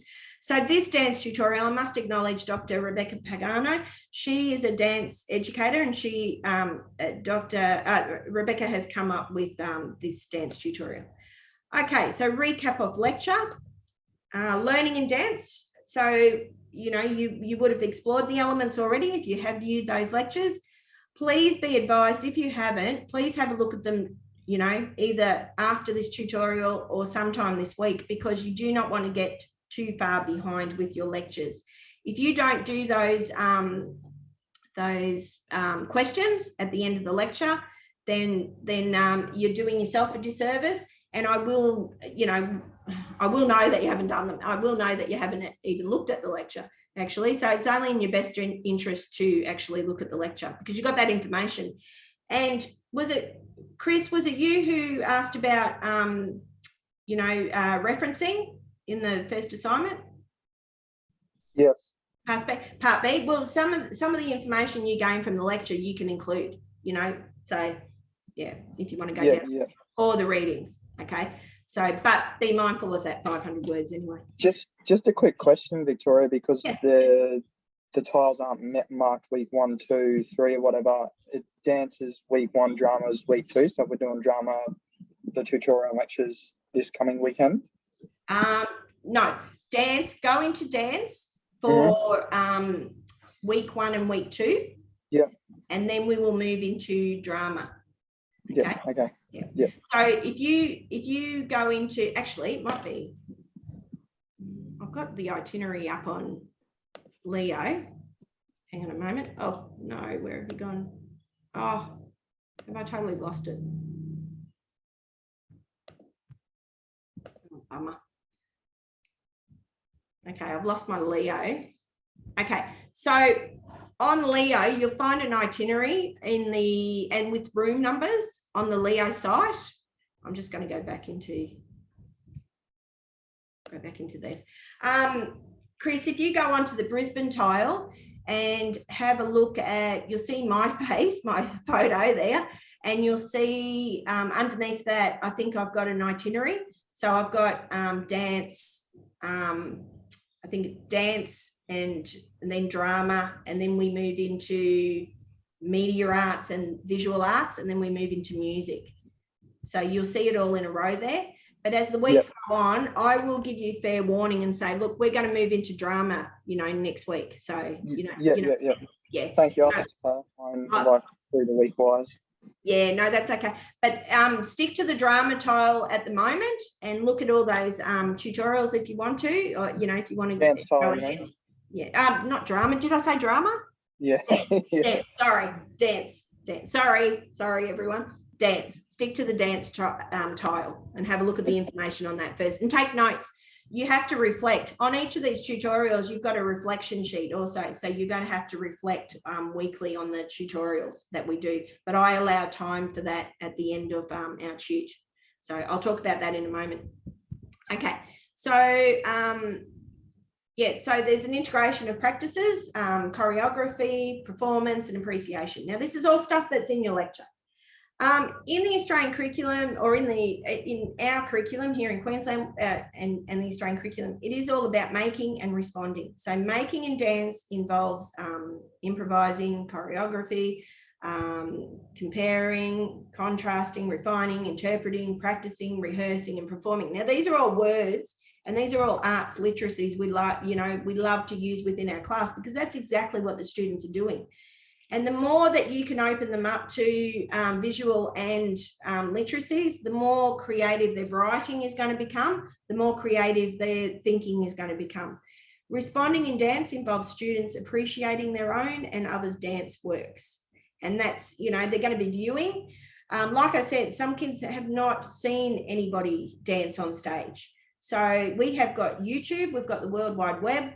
We can introduce them to the Bangarra Company, you know, through YouTube, and we can reflect on that. We can physically reflect on it by doing, and we can orally and you know, through written work, reflect on it. So they analyze, they appreciate, and they evaluate, and they get inspiration from. So we respond, you know, at the end of your performances, at the end of that tutorial, we will be responding to those dances, and, you know, we might have a bit of a discussion about how how the links have been made to the curriculum and education. Okay, so in both strands, students engage with the elements of dance by learning the processes. All right, now we have been through the elements, but again, you know, explore that lecture, because Rebecca does go into detail about the elements of dance: space, time, relationships, dynamics, and in some cases, you know, like action. I always put action in there, but we've got these four. These are the four foci elements. So space, where we move; timing is when we move; relationships is whom we move with; and of course, dynamics is how we move. So remembering these, really go into the lecture, have a look at them, explore them in the Australian curriculum, and get your head around those elements and how you are going to use them in your first assessment. All right, dance context. So learning in dance involves students engaging in dance experiences, which explore different types of dance. So we could explore, throughout time, throughout tradition, throughout history, there is a big, platform for dance. You know, in cultural dances, in different cultures, dance is a really huge component, as well as visual arts and drama, dramatical action. You know, we've got theatrical dance, we've got theatrical drama. You know, so stage dances. We've got traditional dance. Tell me this: what dance were you involved in, or have you been involved in? Have we got some dances out there? I used to, but I also did dance at school, but then I dropped it because I just didn't have the confidence. Oh no, So, yeah. Right. So I'm at a rhythm, but I like to dance, and I like to, especially before starting an assignment, I like to do my own little world. Yeah, but nice. I love dance too. Oh, you know what, Lani, you would love, and everyone would love. In West End, there's a hall, and where they just put on music, and then you have your own little section, and then the lights go out, and all you do is dance. It's sort of like going to a gym, but not going to a gym, and you're in your own space. Yeah, you're in your own space, and then they turn off the lights, and that's it. You just dance, because it's a full 1 hour of dancing. Especially like what I teach my younger cousins, it's like that's where you get creative. Like I love cooking and baking, but it's just like, you know, you're expressing yourself, especially because I've got a little nephew who doesn't really know how to articulate words, like he's 5. But I'm like, okay, what other ways? And you're not shutting down those different neurons in the brains and stuff like that. So yeah, exactly. And that's exactly the beauty of the arts. You know, it's for those non-verbal communicators, it's for those creative thinkers. You know, those people, I've had students who've been really huge skeptics, you know, in year 5, you know, what the hell are we doing this for, you know, and then once you explain, and once you get them involved, and once they start, you know, thinking and conversing with other students, and problem solving and critically thinking about things, and, you know, and exploring other ways of doing, then you've won them over. You've got them there. Those skeptical children soon become, you know, quite avid. I've got one student who is now a graphic designer, who was, oh my God, he gave me grief in year 5 in the visual arts. And he got in contact with me, and he said, I work for such and such firm, I'm a graphic designer. And then I'm thinking, oh my God, I saw him as a scientist, because he was really like, but yeah, but scientists, creative thinkers anyway, but yeah. So it only, you know, the arts is that way of communication and way of meaning making that you have to give the children the opportunity to explore.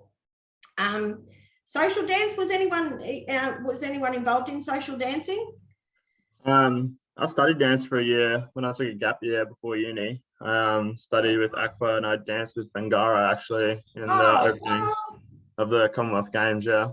Oh, Zane, fantastic. I love Bangara. I just think if you can do yourself a favor, everyone, go and see a Bangara dance. So Victoria, if you like Bangara, you'll definitely like, it's called Saving of the Light. It's where it's all Torres Strait dancing and stuff like that, and cultural fest. So it's a really good one. Where is that held? Is it in Brisbane?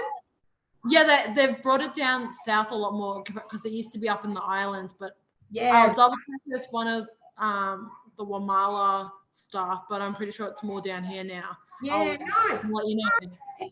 Oh, very good. Thanks for that. I went to a beautiful cultural event up in the Northern Territory, and that was just full of dance and music. It was just so fantastic, so enriching, and so awe-inspiring. I think it's great to have input from the cultural side of dancing. So that's great. So we're much more of that. With like Indigenous children, you're connecting them to country and getting to know their culture, especially like, I think I didn't really know much about the Torres Strait culture or anything like that. So I think, and that's just like loud and proud, and there's not that shame, and you're breaking those stigmas away from that, Black mentality, not being racist to anyone. But yeah, exactly. Yeah. And I think the more we know, the more we are introduced to different components of the culture, the more we learn. So I think you do start breaking down the barriers. You definitely do start breaking down the barriers. I had a cohort of Aboriginal and Torres Strait students from all over Australia. And, we would have these great discussions. This was many moons ago, but we'd have these great discussions, because what happens in Melbourne is very different from what happens up in the islands in the Torres Strait, and what happens over in the Northern Territory, So it is all connection to country, but the different ways of, things similar, some very similar things, some different things. So we all learnt off each other. It was fantastic. Yeah, so we better get onto this otherwise we can discuss this the whole time, but it's great to have a discussion on this. All right, so introduction to dance in the social context, so exploration and discussion of principles, concept, skills, introduction of the syllabus, so please have a look at the Australian curriculum, rationale for inclusion, so making adjustments for students in dance within the curriculum. Have a look at that. We'll discuss that more too. Discussion surrounding the aims of dance education, defining key terms. All right, this is all that we're doing. All right, so let's move on. What's it say here? Online content referred to Leo, practical content, how to teach lessons and activities.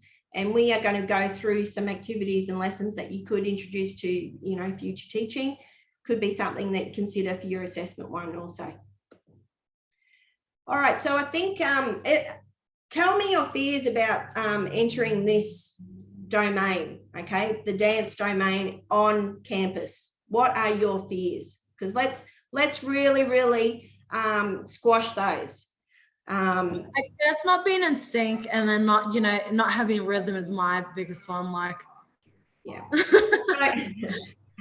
Yeah, mine too. And I think you're talking. But it's a matter of, I think, mindset over manner. Like, oh well, like let's just have fun. Who cares? Like, people are going to forget it at the end of the day. So yeah, and you know what, guys? I am probably the worst one. And when I did aerobics back in the 80s, everyone would be going that way and I'd be going that way. Not that aerobics is sort of a dance, but it was more for my cardio. But I was so out of sync, and it is a fear. It is a fear of feeling like a fool, or feeling, you know, like people are looking at you, judging you, you know, a little bit of embarrassment there, I guess. And I think the perks of it is it builds confidence, I think. Yeah. And I think that's what we need to realize, that, you know, we have to get out of that mentality of sitting there and staring at people. We need to join in and participate. And because I know when people are watching me, then that's when I start thinking, oh God, what is she looking at? Or what is he looking at? You know, am I doing the steps wrong, or am I doing this wrong, or am I doing that wrong? You've got to, through these tutorials, if we can all participate, all have fun, all laugh together rather than laughing at people, at individuals, and making it worse for them, then let's do that. You know, let's make a pact now here today that we will all, you know, we're all going to hook into this 100%, and we're all going to give it a go. And we're going to let, you know, we're going to do our breathing exercises if we are feeling a bit anxious, and we are going to really give it 100%. Are you on board with that? I am. I'm just worried people are going to see how unfit I am. Caitlin, Hey, don't it's 60 seconds. I failed the test. Jasmine, that's the assessment, 60 seconds. Oh. We've got 2 dance tutorials. I need to build this up, like starting now. Yeah, well, that's the assessment, but I have to try and take you through the dance tutorials first. So I will be getting you up. No worries, you'll be getting up. I would get you up today, but I'm really aware of where you are. You're probably sitting in your bedroom or in your study or wherever. So we can't really do that unless you really want to. Okay, what would you like to see covered? Now, we've already you know, looked at our fears, addressing our fears and concerns. How in the classroom, if you had a child who was you know, quite anxious about getting up and feeling embarrassed in front of their peers, what would you do with your? I'd get up with them. I'd probably get more involved, like making sure it's not just singling out. So like, hey everyone, get up from your seats and give it a go. Possibly you could do something like give me a best move, but get them to have with their eyes closed with the first one. Excellent. That is the type of that you know, teacher in role. When we do it and the children see it, then they want to be involved too. So the more that we can be involved and not just, you know, sit back and watch, be the you know, the audience, but actually participate, then the better it is for all our children. So you're going to see me up acting like, you know, like not acting like a goose, but trying my best to be up there with you guys also, because we're all in this together, so we're all doing it together. Even on that topic of, like, you know, you said get up and like not acting like a goose, but like sometimes having that educator that does act like a goose makes you feel more comfortable, because it doesn't feel like the student's going to embarrass themselves in a way, because you've got someone already doing it. Yeah. Okay, well, that's my role. Yeah. So, but you know, it's one of those areas that we can have a lot of fun with, and it's a lot, and the arts, the whole of the arts, we can have a lot of fun with the arts, as long as we don't come in with the mindset that this is something that we can throw in on a Friday afternoon and as a fun activity and not an educational activity. Then you know, we're halfway there. Because that's what I want you to realize. I want you to realize that it is a key curriculum area. The arts, it is under an umbrella, but they are key curriculum areas, and they have to be taught within your rooms. But you have to realize too, my daughter has just started teaching, and she was saying, oh look, there's such a focus on assessment and data and blah blah blah, and she said, I need to get these year 2ers writing creative text. And I said, well, why don't you start getting them to explore creativity? You know, get them up, get them doing, get them, you know, exploring those visual literacies, exploring the dramatic elements, unpacking a story through drama, unpacking a story through dance, and getting them to actually participate in that, in the learning, rather than sitting there and trying to rack their brains about what they did on the holidays without all those creative literacies. You know, the more that you can introduce to the children, the more better their literacy, their writing, their oral presentation will be. So we need to be mindful of those things within the arts, those teaching strategies. I'm going to put you guys over here. All right, so let's get on to this. So dance lesson structure. All right, so our dance lesson is made up of a warm-up, that's the introduction, and then we go through the body of the lesson. So it might be that we explore progressions and then the main activities, and then we have a cool down.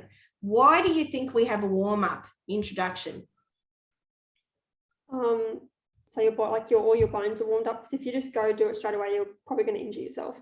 Yep, that's right. So we warm up the body and we warm up the space. So we make it a safe place for the children too. So by warming up the space, we are, you know, through the warming up of their bodies, we're all up, we're all doing it. Teachers involved, students are involved, so they can see that, oh yeah, okay, this is a space where I'm not going to be laughed at. This is a space where I feel safe. We're all doing the same thing.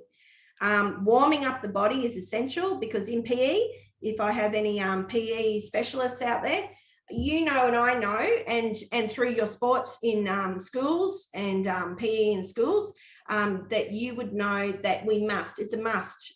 This is a physical activity. Dance and drama is they're physical activities. Dance, you know, it is a must that we do warm up those muscles. We warm up our bodies and get us into that physical realm. Okay, so there's no such thing as bad dancing. There's no right or wrong, and you're already great at creative dancing. So I'm, you know, giving that to you now. You're all great dancers. I know you are. You're all great creative thinkers. Okay, so we would have been doing that, but moving the furniture. We actually, in our theatre, in the Black Box Theatre, we don't move furniture at all. We just get started. It is a drama space and a dance space, so we're all ready to go. All right, so there are many ways that we can warm up in a dance lesson. So a traditional dance lesson calls for students to complete a whole body workout. So that can be a cardio, isolations, or a stretch.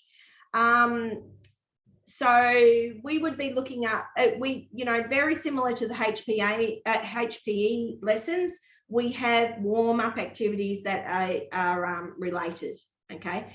And next week, I will show you physically some warm-up activities, but we do start off with stretching and doing a little bit of cardio, some body isolations, for instance. All right, so it should be creative and encourage the children to move. So you want everyone up, and like Caitlin was just saying, we you know, the more that we have them up, the more that we are involved, the better it is for the whole students, the whole cohort. All right, so these are the components of traditional dance warm-up. So you've got the cardio, so that's running on the spot, jumping, grapevines. You've got body isolation, so, you know, head, shoulders. So really, you know, isolating those body parts and really working on them. Ribs, hips, feet, all parts of the body. Stretching, back, hamstrings, calves, arms, or, you know, things that you would have done in PE and sports lessons, and even, you know, your own dance lessons. So if you were a ballet, if you did do ballet or you did do tap, you would have been warming up your body within those sessions too. You know, there's lots and lots on the internet about in connection to warm-ups. So you can always access, you know, the HPE lesson. Actually, dance was part of HPE for a long time, and probably when you guys went through school, it was part of HPE.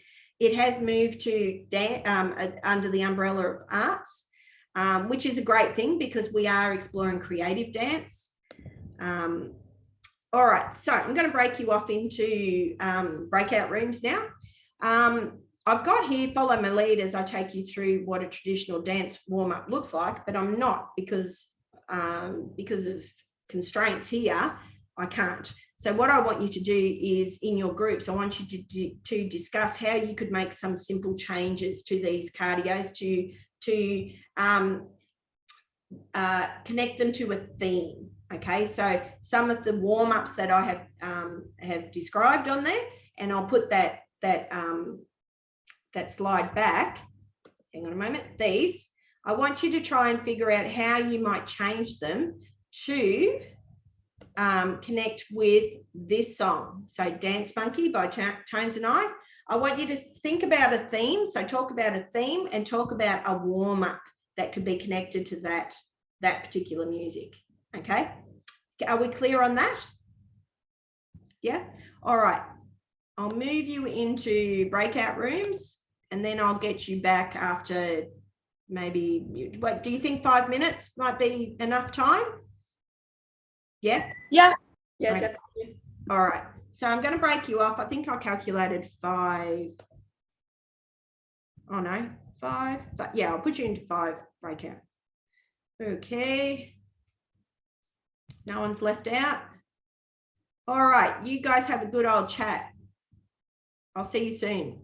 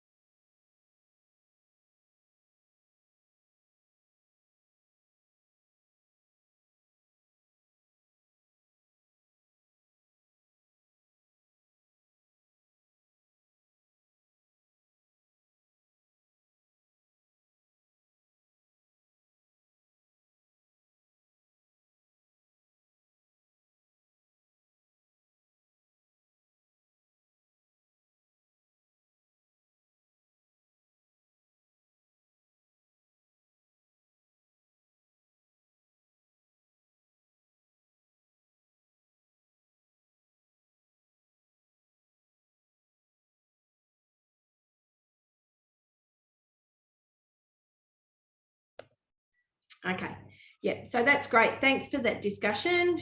I'll just minimize you guys a bit. All right, so we are going to click on, what was this one? Oh yeah, to the next bit. So this is the main body of lessons. So the next part of your lesson should lead into your main activity.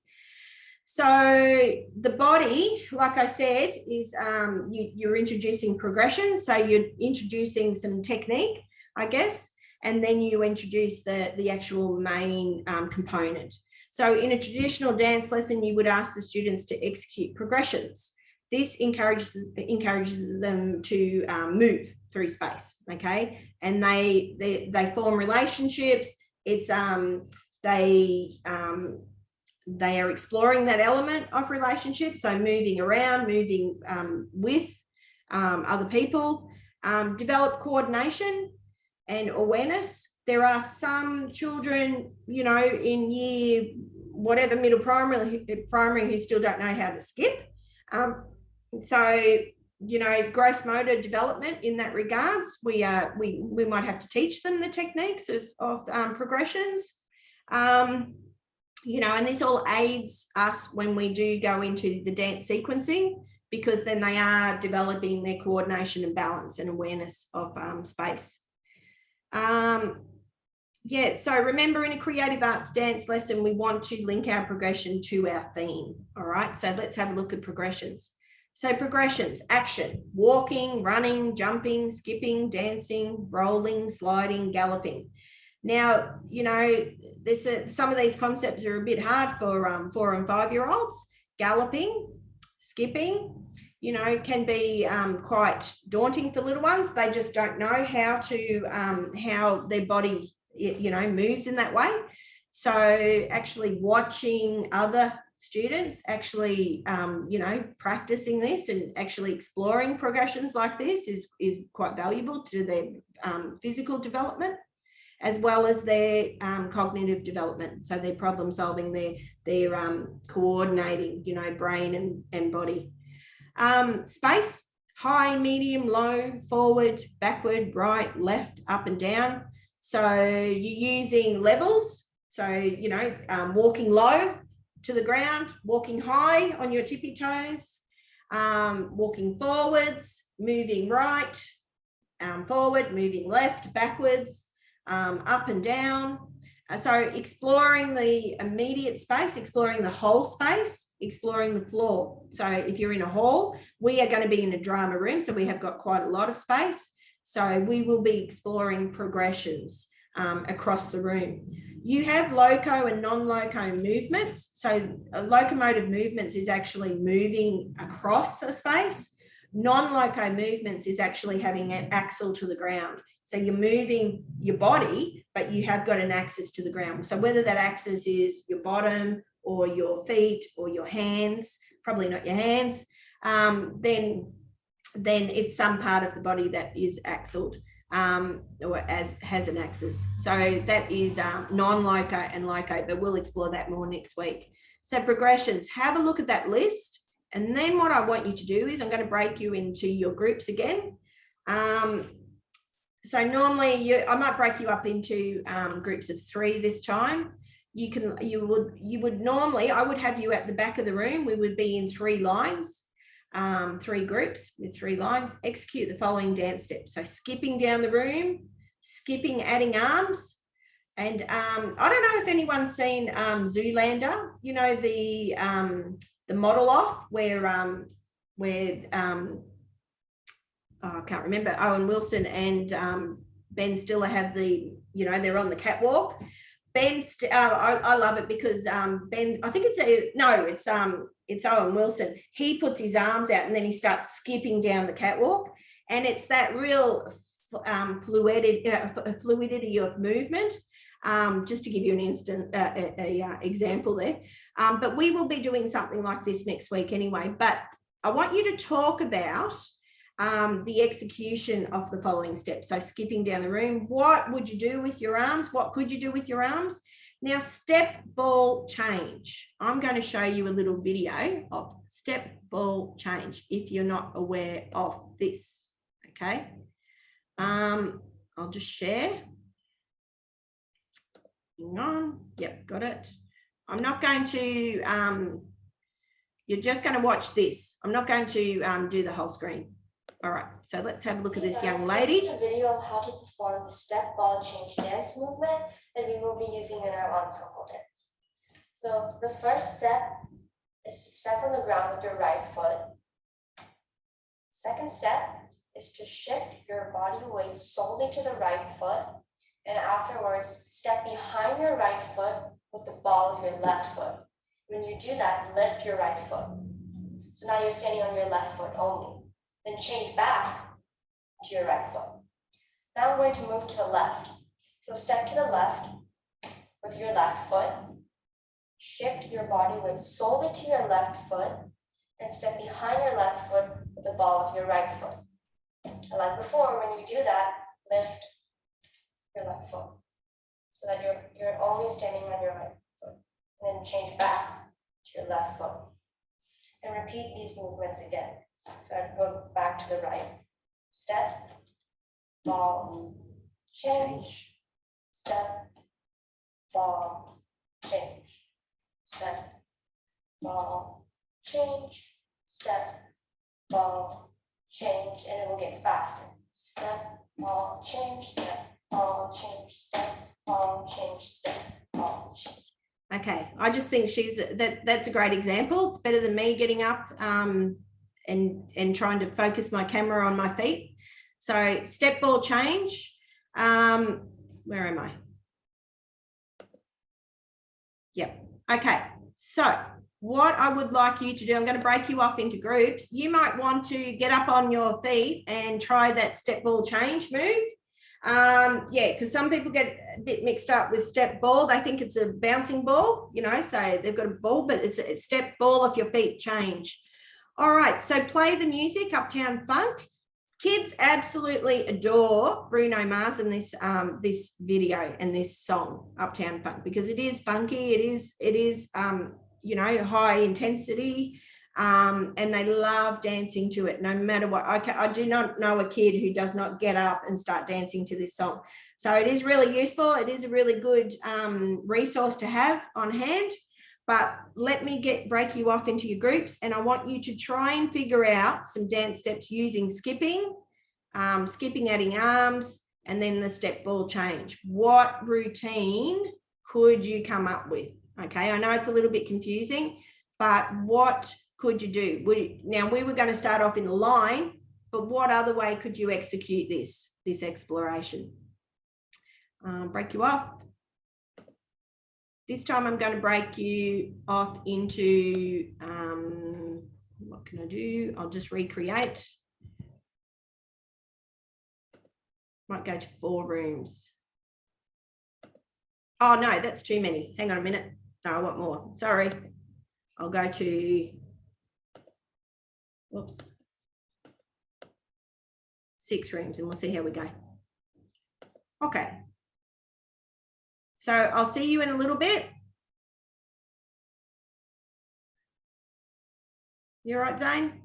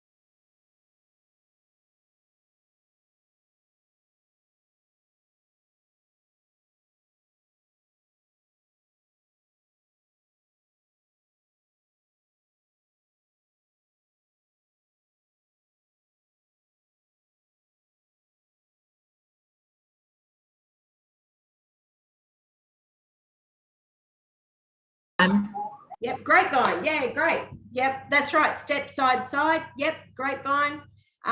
We could skip. We could travel. Where are you going to travel to? You're going to travel across the floor? Are you going to travel around? What's the relationship with each other? How are you going to interact with each other? So you could make it into a game. So you're like, you know, you got like north, south, east, west. You can make that into a game sort of thing. So they got to travel to one side, and if they don't get it, they're out, sort of thing. Yeah, Yeah, you're out. You're cut out. That's it. Yeah, well, yes. We don't want to exclude anyone though, but yeah. What about bending? What about? Oh, Harry, what were you going to say? So I was going to say you could link arms and spin around with each other. Yes, yes. And there's a thing where thank you for that. And there is a technique that we use called milling. So we mill around each other, much like in a shopping centre. You know how you have to avoid people and you have to mill around without touching people. That's the norm in society. But travelling can be much like that too. So travelling in dance, we can explore each other without touching each other, but we can dance. We can travel and dance towards people. We can go from people. Jumping to the beat, jumping to the rhythm, swing. So maybe swinging our arms, we could swing our legs. So we could swing our leg up and then down and then turn. Different ways, swinging our bodies and finishing up in a low shape. So we're using those levels, starting low, finishing low. What song could you, I won't say that. We might explore songs next week for this one. Okay, so cool down. Now, cool down's really important in dance. Bringing the heart rate back to normal. We start to use those relaxing techniques like deep breathing, slow movements. You can introduce a slow song or slow sort of instrumental. For the students, you can stretch out the muscles. You really do need to stretch out the muscles because they have used them. So we want to stretch them out. You could find a partner and mirrors. You've probably played this before actually, or done or experienced this before, where you actually have to mimic the movements that one person is doing. So you're in a partnership. One person is the leader doing the movements or creating movements. The other person is the follower, and they have to mimic those movements in sync. Okay, so this is what mirrors is called. Mirrors is all right. So what I would like you to do is I would like you to write a reflection. The reflection, I'm going to let you do that in your own time. I want you to reflect on the tutorial that we discussed today. I am going to flip off into tutorial 2, and I just would like to show you another activity. We will go through this thoroughly next week, but tutorial 2, per week you've got 2 tutorials, where I'm a bit aware of time though. This is called integrating a theme. So this is what we were going to explore. This is more for early childhood. So the early stage 1 and stage 1 performances. So we're just exploring the space, we're exploring relationships, we're exploring dynamics, and we're exploring timing. Here is an activity that you could do. This is a warm-up activity. I have done this before using the baby elephant walk. I don't know whether you've Mancini's baby elephant walk. I'll play it for you next week. But this is where I get the students to break off into groups. I'll give them an animal and a piece of music. So it's very teacher directed for the little ones. And then it's student initiated. So I will get them to break off into groups, and then I will say, look, I want you to come up with 4 movements for the elephant. I might give another group who let the dogs out, say, and get them to explore a dog. And I say, can you come up with 4 movements for a dog? And then they come up with those 4 movements, but they've got to, they have to move 4 times. So use those movements 4 times. So say an elephant, with the baby elephant walk, maybe the students come up with, the trunk swaying, 1, 2, 3, 4. Ears flapping, 1, 2, 3, 4. Legs stomping, 1, 2, 3, 4. And that could be using levels, all to the music of Mancini's Baby Elephant Walk, whilst we are progressing around a circle. So if you can imagine that we are walking around a circle, the music starts, and then we start movements. 1, 2, 3, 4. 1, 2, 3, 4. Now we are walking, of course, and then we start stomping. 1, 2, 3, 4, and then swishing up the tail. 1, 2, 3, 4. All while we're going around in a circle, and then we repeat the movements and repeat the movements and repeat the movements. The dogs, you know, who let the dogs out, or you could do, you could have, we might come up with some next week actually. The lion sleeps tonight, lion movement. So it's really quite literal to animals. So it's much like this one. You are creating 4 movements 4 times, and it's 16 counts. So you're moving 16 times using 4 different movements each count, using 16 counts. Any questions about that one?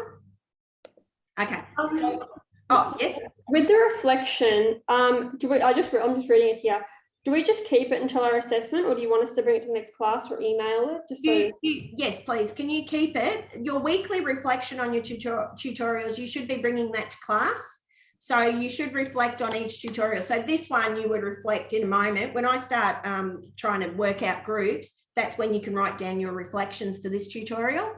I'll just go through a couple more activities, but then you can reflect, and I'll try and get these groups organised.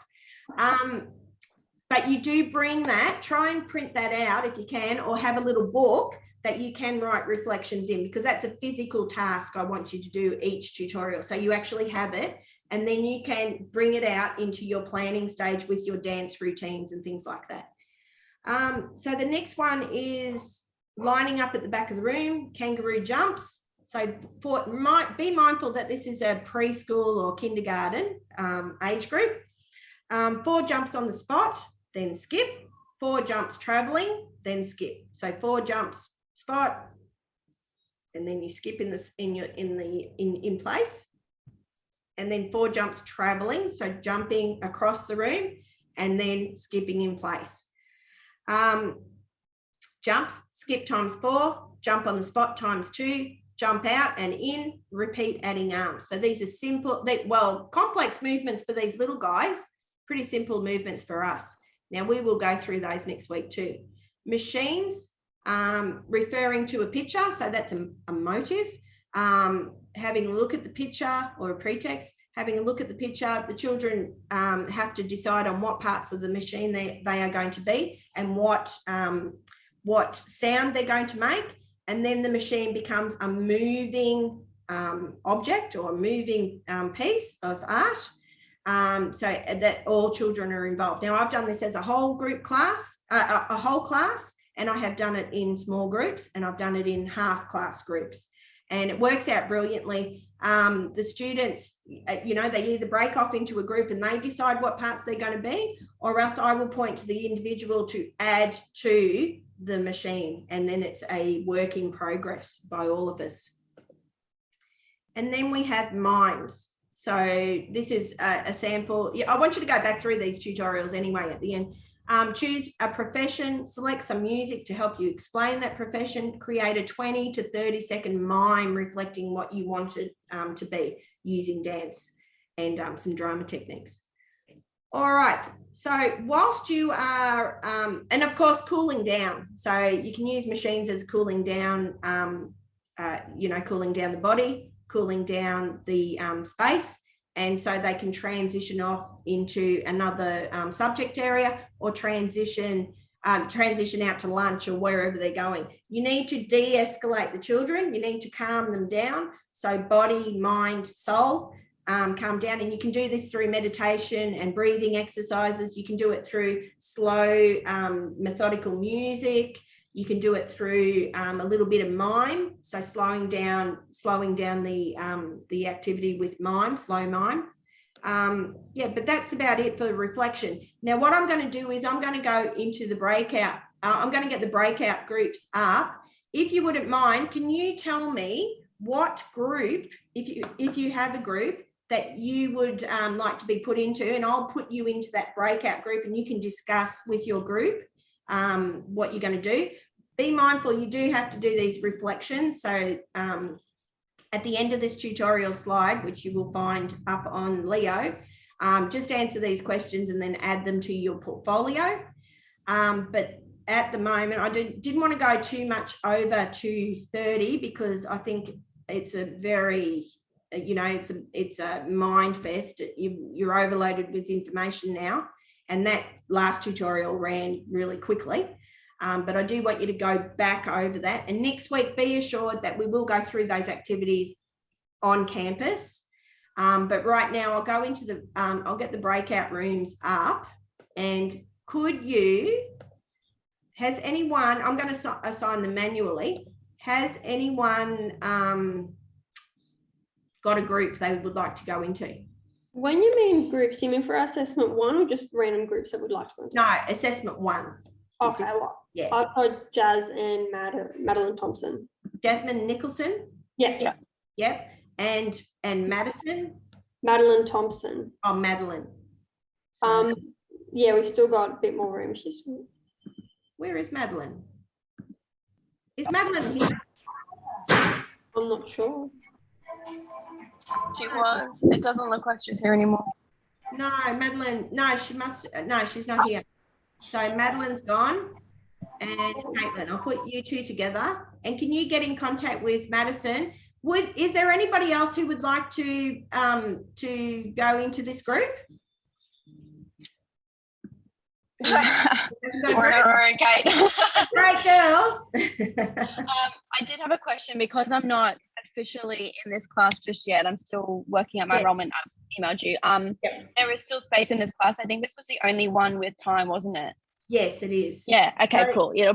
Do you want to stay in this one then? We'll just keep you in this one. You have no choice, Jazz. You've got to stay in this class. Yeah, you have to now. You've got to stay. I've written your name down now anyway, Jasmine. So I'll let you girls go in there, and I may be adding someone else to that group. Yeah. I'll join their group, Vicky. Oh, who's that? Chloe? Chloe. Oh, great. Okay. Chloe, I'll put you in. With Jasmine and Caitlin, yeah. Yep. And then you're going to need one more person. Oh, Madison. Madison's your one more person. Yeah, we got Madeline. Madeline. Okay. Yeah, great. Okay, so I'll leave you girls alone to work out things and share your email addresses and things like that. Yeah, and timing and whatever else. Okay. All right. So, actually, you can't yet because I've got to assign all these groups. Wait a minute. So, Chris, have you got anyone you would like to be with, or are you right for me to organise a group? In the chat, I'll just go with Tom, Harry, Ricky, if they're all right with it. All right. Tom Sedgwick or Tom Winson, or both? I think that's for Tom Winston. Now, Tom Sedgwick, have you got a group? Yes. You have? Oh, good. Okay. So who else was it in that group, Chris? Whoever, I'm easy. Harry? It's in the chat. Yeah, it's Tom, Winston, Ricky, and me, and whoever just spoke then. Okay, so Ricky's not with us? I'm here. Oh, Raquel, rightio. Yeah. Sorry. So you're Ricky, rightio. Yeah. Okay, thanks. Okay, so, all right. Okay, so I'll leave you guys, so you guys are there. All right, another group. We'll try and get through this quickly. Lani, have you got someone? Yes, I'm with Lara Nags, Tom, the other Tom. The other Tom. And Letitia. And Letitia? Yes. Yep. She put it in the chat, so if that helps. Sorry. I'll just put you off. I'll do this now so I can put you off, and then I'll write down the chat things, but I'll put you off into your own groups now, so you can just have a little bit of a chat. Okay, so Ella, have you got someone? Have you got other people? I was hoping to go with Janaea. Janaea, okay. And is there another two people that would like to go with these girls? Hey Victoria, Molly and I, if possible, can we be together, please? But there's only two of us, so we can join another group of two. Laura, Molly, what about Janaea and Ella? Yeah, that's fine. Is that fine? Ella and Janaea? Is that fine with you guys? Yeah? Okay. So hopefully you might know each other a little bit. Okay. So now we have got Mags, Zane and Georgia. So do you want to be in a group, or have you got other people from the cohort who you know? I'm Anybody, so I'm happy with it. yeah, I'm happy to be in a group. You're Yeah, I'm fine? happy. Okay. Can I put you all together just for now, and I'll probably add to the group if that's okay? Oh, great one. Good one. Thank you. I'll let you guys go and, converse, and I might drop in on the groups, but I'll let you talk first. Okay. Okay. And I'll work out who's going to be in if I'm dropping any more people into your group.